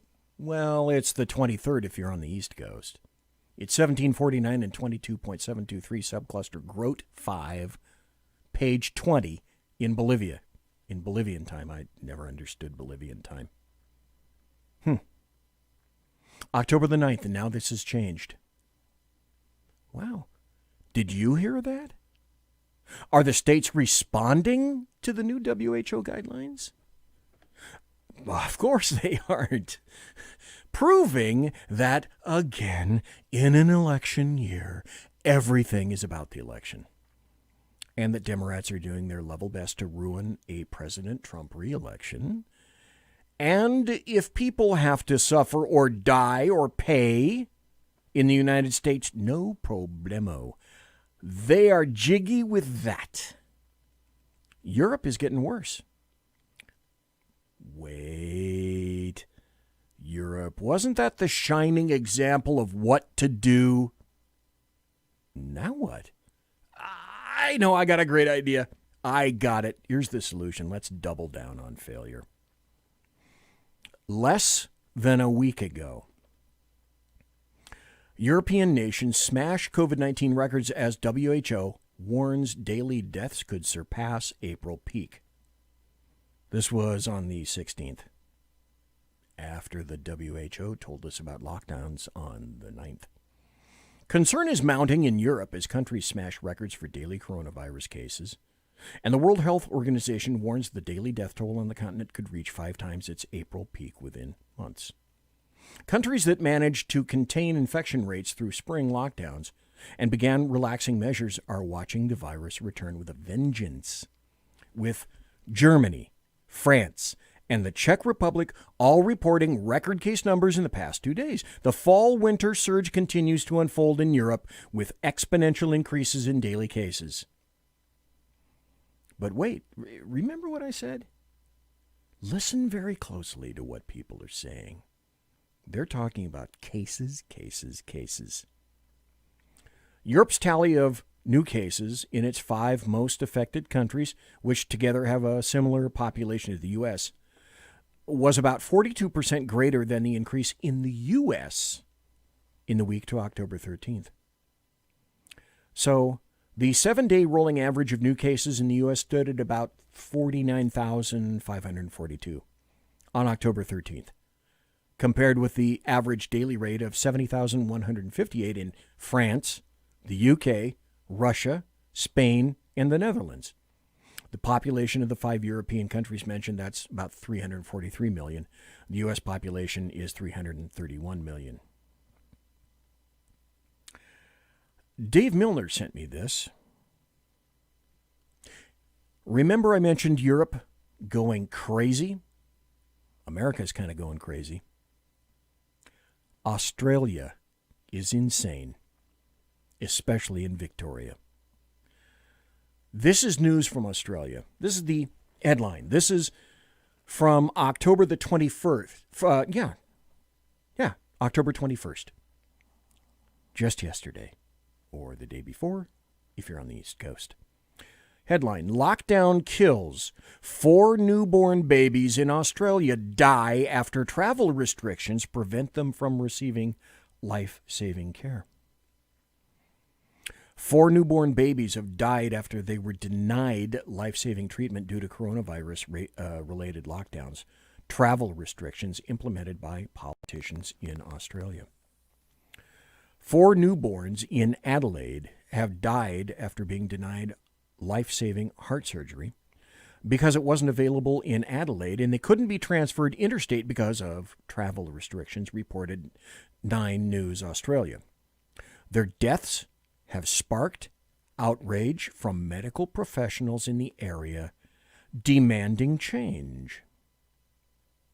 Medical professionals in South Australia are calling for urgent action this morning following shocking revelations of the deaths of 4 babies, said a 9 News Australia anchor on air Tuesday. The newborns were denied life-saving heart surgery because it wasn't available in Adelaide, and they couldn't be transferred interstate because of travel restrictions. This is madness, people. Killing infants because we allegedly don't want to kill people?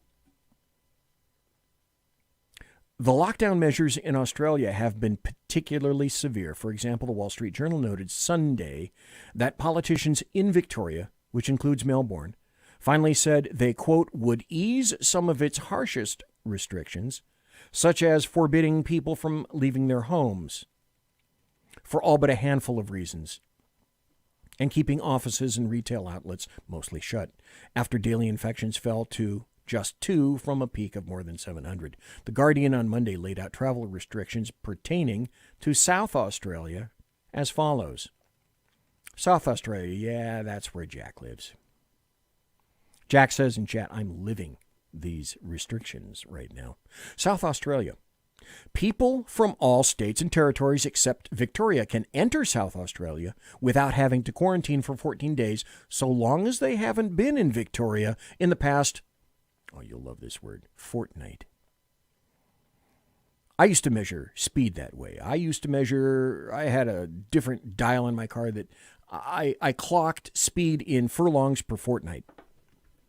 South Australian residents will not be allowed to return to their state from Victoria unless they are essential travelers. Victorians living within 40 kilometers of the South Australian border are allowed into the state for essential purposes only. They cannot travel more than 40 kilometers into South Australia and must have a negative COVID-19 test in the last 7 days. And, of course, there's paperwork you have to complete a registration form. According to the report, gatherings in private homes in South Australia are limited to 50 people. I haven't had 50 people in my house in quite some time, including members of the household. As long as the maximum density does not exceed, pull out your yardstick for this, folks, pull out your ruler. The maximum density does not exceed 1 person per 2 square meters. They ain't kidding. In New South Wales, the restrictions are even more strict, per The Guardian. On Sunday, 19 July, the governor the government issued advice asking people not to host or go to a gathering of more than 10 people at home. But the law in New South Wales currently allows 20 people from different households to visit. There is no limit to the number of guests you can have over per day, as long as there are no more than 20 at a time and guests can stay overnight. If there are more than 20 visitors at a time, every person can be held individually responsible for a breach of the public health order. You folks remember what was said? You can't stop a pandemic. And yet it's Trump's fault, says Joe Biden and all the leftist Democrats in the American media maggots. It's Trump's fault in the U.S. when every other country is in worse shape than we are. Plus, these are primarily nations having the strictest lockdown conditions from the start. Again, I ask, do you see a trend here? So I've identified CDC restrictions lifted, WHO restrictions lifted, recommending no lockdowns. But you have to ask, is California lifting restrictions? No, why should it? This just came out October the 13th. Governor Newsom signs and limits gatherings to 3 families, 2 hours or less. No singing. AYFKM. No singing. Governor Gavin Newsom and his California Department of Public Health issued another new set of social distancing guidelines prohibiting gatherings that include more than 3 households at any time. The October 9th document, Mandatory Requirements for All Gatherings, explains that all private gatherings must limit the number of attendees and are required to be held outside. Now, there are definitions. Gatherings are defined as social situations that bring together people from different households at the same time in a single space or a place. When people from different households mix, this increases the risk of transmission of COVID-19. Gatherings, it gets more detailed. Come on, man. This is California. Always spell it with a K. Gatherings should be 2 hours or less.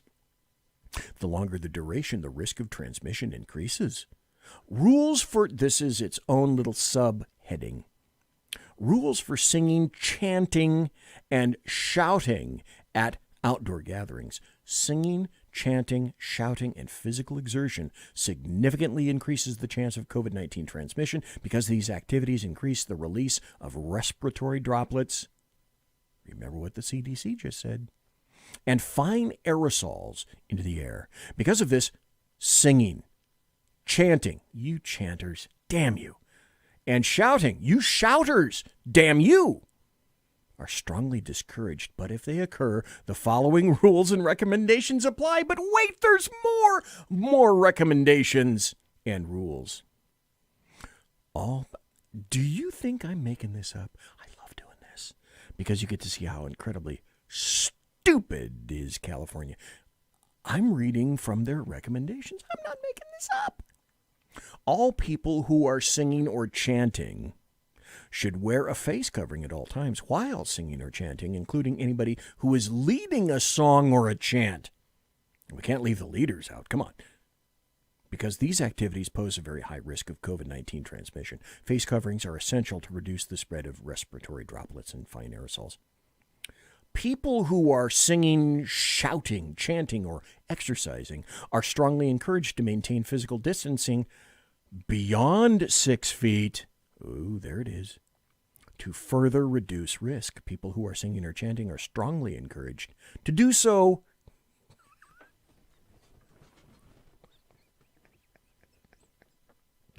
Okay, I got to start over.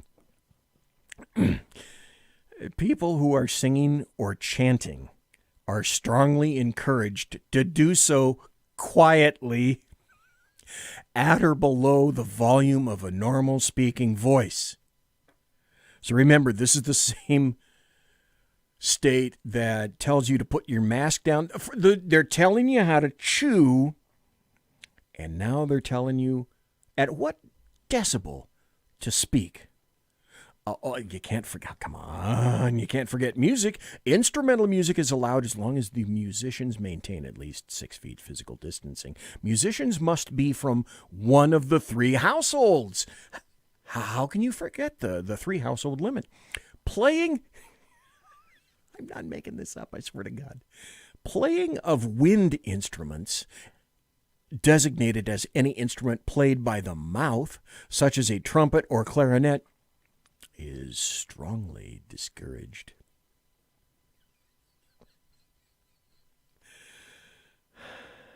You can't write this shit. And this revelation from the Federalist, completely uncovered by the American media maggots.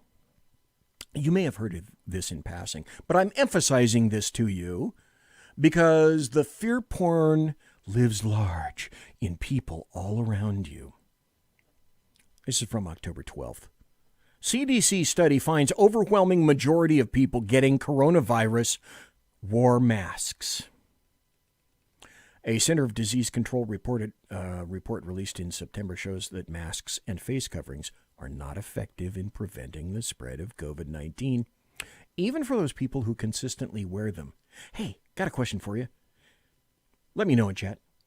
Have you been shouted at by a Karen? I haven't, not yet, but they're all over the place.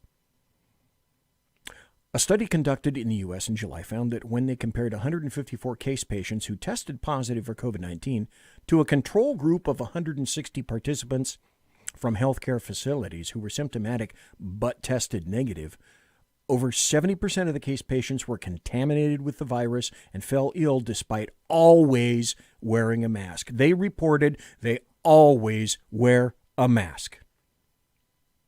In the 14 days before illness onset, 71% of the case patients and 74% of control participants reported always using cloth face coverings or other mask types when in public.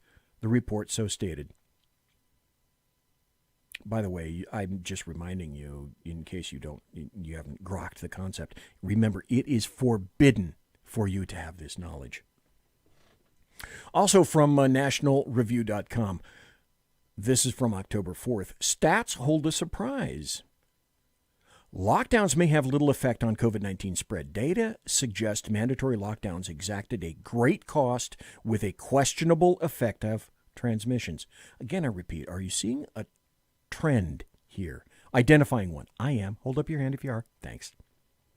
If lockdowns really altered the course of this pandemic, then coronavirus case counts should have clearly dropped whenever and wherever lockdowns took place. The effect should have been obvious, though with a time lag. It takes time for new coronavirus infections to be officially counted, so we would expect the numbers to plummet as soon as the waiting time is over. The authors of that study conclude, the evidence suggests then that the sweeping mandated lockdowns that followed voluntary responses exacted a massive cost with little effect on transmission. We can't change the past, they wrote, but we should avoid making the same mistake again. Damn them. I'm about to give you more forbidden knowledge. Has anyone heard of the Great Barrington Declaration? Of course you haven't, because the American media maggots want to keep you fat and stupid so that you'll do everything they tell you immediately. Great Barrington Declaration, BZ. What the hell is that? This is a quote from their site. As infectious disease epidemiologists and public health scientists, we have grave concerns about the damaging physical and mental health impacts of the prevailing COVID-19 policies, and we recommend an approach we call focused protection. Hence, they came up with what was called the Great Barrington Declaration. And it goes like this. As infectious disease epidemiologists and public health scientists, we have grave concerns about the damaging physical and mental health impacts of the prevailing COVID-19 policies, and we recommend that approach. Coming from both the left and right, and I'm reading from their site. Coming from both the left and right and around the world, we have devoted our careers to protecting people. Current lockdown policies are producing devastating effects on short and long-term public health. The results, to name a few, include lower childhood vaccination rates, worsening cardiovascular disease outcomes, fewer cancer screenings, and deteriorating mental health. Stop. I ask you again. Do you know people immediately or friends who say that they have acquaintances, family members, or friends who have committed suicide? I do.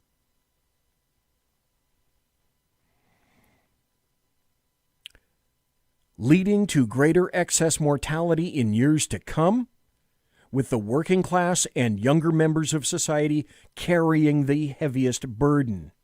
Keeping students out of school is a grave injustice.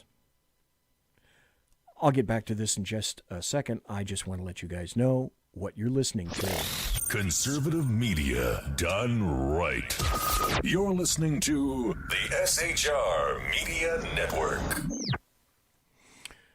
Fortunately, our understanding of the virus is growing, but keeping these measures in place until a vaccine is available will cause irreparable damage, with the underprivileged disproportionately harmed. We know that vulnerability to death from COVID-19 is more than 1,000-fold higher in the old and infirm than in the young. Indeed, for children, COVID-19 is less dangerous than many other viruses, than many other harms, including influenza. Now, as immunity builds in the population, the risk of infection to all, including the vulnerable, falls. We know that the population will eventually reach herd immunity, i.e. the point at which the rate of new infections is stable, and that this can be assisted by, but not dependent upon, a vaccine. Let me read that over because a lot of people don't understand this. That can be assisted by, but not dependent upon a vaccine. How many people are saying, well, we need to depend upon a vaccine only? They continue to state, our goal should therefore be to minimize mortality and social harm until we reach herd immunity. The most compassionate approach that balances the risks and benefits of reaching herd immunity is to allow those who are at minimal risk of death to live their lives normally, to build up immunity to the virus through natural infection, while better protecting those who are at higher risk. We call this focused protection. Adopting measures to protect the vulnerable should be the central aim of public health responses to COVID-19. By way of example, nursing homes should use staff with acquired immunity and perform frequent PCR testing of other staff and other visitors. Staff rotation should be minimized. Retired people living at home should have groceries and other essentials delivered to their homes. When possible, they should meet family members outside rather than inside. A comprehensive and detailed list of measures, including approaches to multi-generational households, can be implemented and is well within the scope and capability of public health professionals. But note this. Those who are not vulnerable should immediately be allowed to resume life as normal. Simple hygiene measures, such as hand washing, staying home when sick, should be practiced by everyone to reduce the herd immunity threshold. Schools and universities should be open for in-person teaching. Extracurricular activities, such as sports, should be resumed. Young, low-risk adults should work normally rather than from home. Restaurants and other businesses should be open. Arts, music, sports, and other cultural activities should resume. People who are more at risk may participate if they wish, while society as a whole enjoys the protection conferred about the vulnerable by those who have built up herd immunity. And I want to tell you, this too is forbidden knowledge, as it leaves the door open of supporting President Trump's reelection because it may make him look good. California Senator Melissa Mendez had an observation. She said, the governor, Gavin Newsom, just moved Riverside County back into the most restrictive lockdown tier, with unemployment in California, always spell it with a K, 50% higher than the national average. He has just put more people out of work. We cannot sustain this. Now, most recently in California, 2 newer events. First is from Gavin Newsom. California announces restrictive reopening guidelines for Disneyland, Universal Studios, less restrictive measures for smaller parks. This just came out the 20th, 2 days ago, or 3 days ago if you're on the East Coast. On Monday, California Governor Gavin Newsom teased the release of reopening rules for theme parks in the state, saying, cryptically, "We're going to break up the theme parks. Not just 1 or 2 brands, it is many different parts of the theme park industry." Well, now we know what it means. California's Director of Health and Human Services, Dr. Mark Galley, said Tuesday smaller theme parks can resume operations in the state's orange tier. Capacity will be limited to 25% or 500 viewers. Remember that, 25%, or 500 visitors, whichever is fewer. Only outdoor attractions may reopen, and only to guests who are residents of the same county. So, Gavin doing his very best to make sure that guidelines are as convoluted and changeably fluctuous as possible. Kind of like trying to nail Jell-O to a tree. The announcement drew a swift negative reaction from executives at Disneyland, Universal Studios Hollywood, Legoland, and others. Masks have to be worn in the parks at all times, except when visitors are eating or drinking. Now remember, put that mask down after every bite. After every bite. Reservations will be required for all parks with temperature checks at the gate. Orange County, where Disneyland and Knott's Berry Farm are, is currently in the red tier. Los Angeles, home to Universal Studios, is in the most restrictive tier, purple. Does anybody completely understand, by the way, the concept of a virus completely and voluntarily halting its spread when your mouths are open? So remember, you can sit at your table and pull your mask up and eat, and if they see the mask going up, they know to stop. Very important. Very important. So here's what you got to do, according to Obergruppenführer Newsom. Among the physical distancing recommendations are, now you remember the details in the other thing I told you about? You want details? You got details. One-way foot traffic and clear directions to better control the flow of guests throughout the park, especially in certain heavily used and narrow thoroughfares. Plexiglass dividers on switchback lines, queues for attractions and concessions, or close sections of switchback lines, queues to ensure sufficient physical distance from visitors. You getting all this? I hope you're writing it down. Implement timed and or advanced reservations, ticketing systems, and pre-assigned seating or activity areas. Well, that's easy to do in Disneyland, isn't it? Thousands and thousands and thousands of people. Hold that thought. Discontinue tours or guided experiences that combine household or individuals from different households into the same tour group. Disneyland's haunted house. You ever been there? It's pretty cool. That comes to mind. Just saying. Face coverings are mandatory on attractions and rides throughout the park. No indoor lines are allowed for any attraction or ride. So after I read that, what do you think was my first thought? My first thought was, what's the point? And again, as I continue to illustrate, it's cases, cases, cases. Sooner or later, everybody is going to be a case, okay? Cases mean nothing. So now maybe you can see why Disney CEO Bob Iger is most definitely off the Newsom train.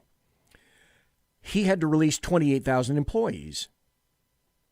And running Disneyland is completely unsustainable at 25% capacity. And remember what Obergruppenführer Newsom says.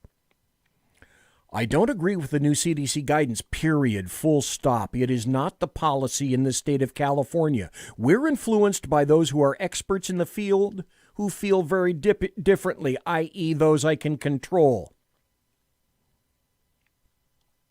Then there's a doctor named Wooten, Wooten, down in San Diego. who says it's her job.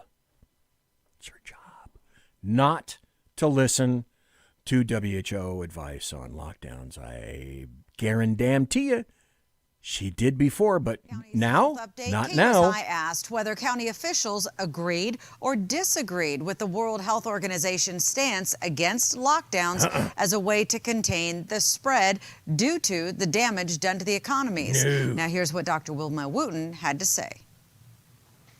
It is not my job to share what I agree or disagree with, but to follow the guidance that we get primarily from the state. Yeah. And we've gone the lockdown area, and we saw the economic Facts can go to hell. We listen to the Obergruppenführer.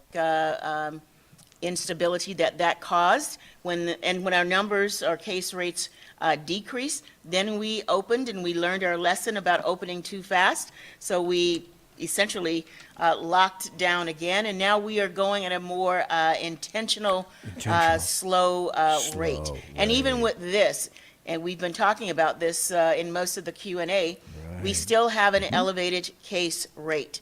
So if individuals will all do their part, if businesses from restaurants to schools to other employers, governments, everyone doing their part to implement these preventive measures, not allowing people to come to work when they have symptoms, and people taking the personal responsibility not to go to work when they are symptomatic. I think we can turn the table here and help to decrease the spread of COVID-19 and decrease the local transmission and number of cases. Okay, what that means is, I'll translate for you because I speak leftist, as you well know. I listen to Gavin and no one else. And the facts, because I'm paid to listen to Gavin, and apparently I want to get on some board he has in the future, I'm going to prostrate myself in front of the great Gavin, dictatorial himself. The translation also is the actual science can go to hell. It was sure odd, don't you think, how most leftists were all adrape over the WHO and the CDC when they advocated mass lockdowns. However, strange, doesn't it? That seems a little strange, don't you think? Can you be more nakedly political than this? Maybe you can, but I'm not quite sure how. And then, you're not supposed to hear this. This is, again, forbidden knowledge. Turn it down. This time, this came from NPR. What? October 20th. Studies point to big drop in COVID-19 death rates. NPR. 2 new peer-reviewed studies are showing a sharp drop in mortality among hospitalized COVID-19 patients. The drop is seen in all groups, including older patients and those with underlying conditions, suggesting that physicians are getting better at helping patients survive their illness. We find the death rate has gone down statistically and substantially, says Leora Horwitz, a doctor who studies population health at New York University's Grossman School of Medicine, and an author on one of the studies which looked at thousands of patients from March to August. The study, which was of a single health system, finds that mortality has dropped among hospitalized patients by 18 percentage points since the pandemic began. Patients in the study had a 25.6% chance of dying at the start of the pandemic. Now they have a 7.6% chance. Let me remind you, forbidden knowledge, which I'm telling you, came from the CDC, and this hasn't changed. COVID survival rate. Grok this concept, folks. Play this show to a doubter. Because I'm doing what anybody can do. I'm going to the internet and I'm reading stories. I'm no rocket scientist. I can barely spell WHO or CDC. 0 to 19 years. your survival rate is 99.997%. If you're 20 to 49 years of age, your survival is 99.98%. If you're 50 to 69 years old, it's 99.5%. If you're 70 plus with comorbidities, you have a 94.6% chance of survival. Like I said, folks, do you see a trend here? Something, I don't know, similar to the science says, open up. But leftists are doing the opposite. So, I ask, what have we learned? Well, I think we've learned a few things. When Democrats, leftists, and the American media maggots bleat and scream and cry that it's all about the science in terms of Wuhan 19, you should instantly substitute in your brainhousing group. In an election year, everything is about the election. And moreover, making sure that OMB, President Donald John Trump, the guy with the dead orange cat on his head, isn't reelected. Because I'm telling you right now, it is that simple. Monsieur has unlocked!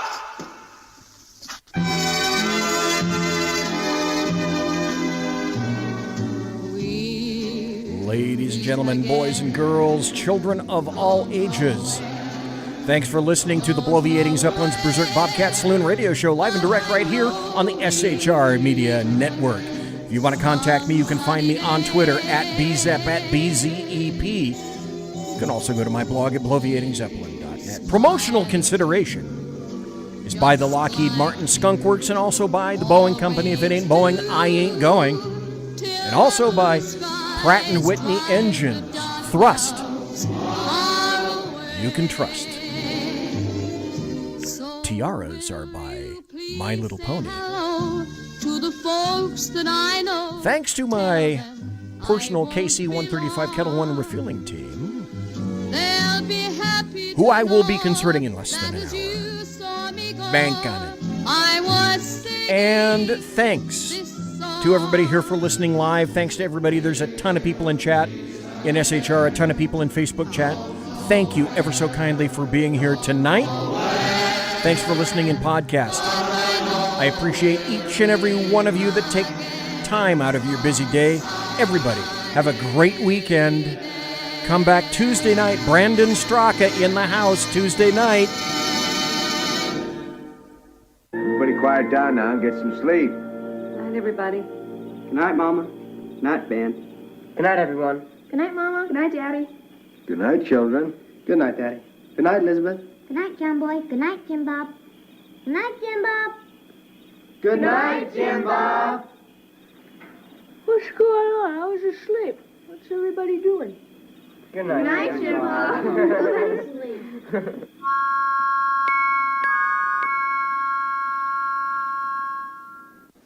Good night, and good luck.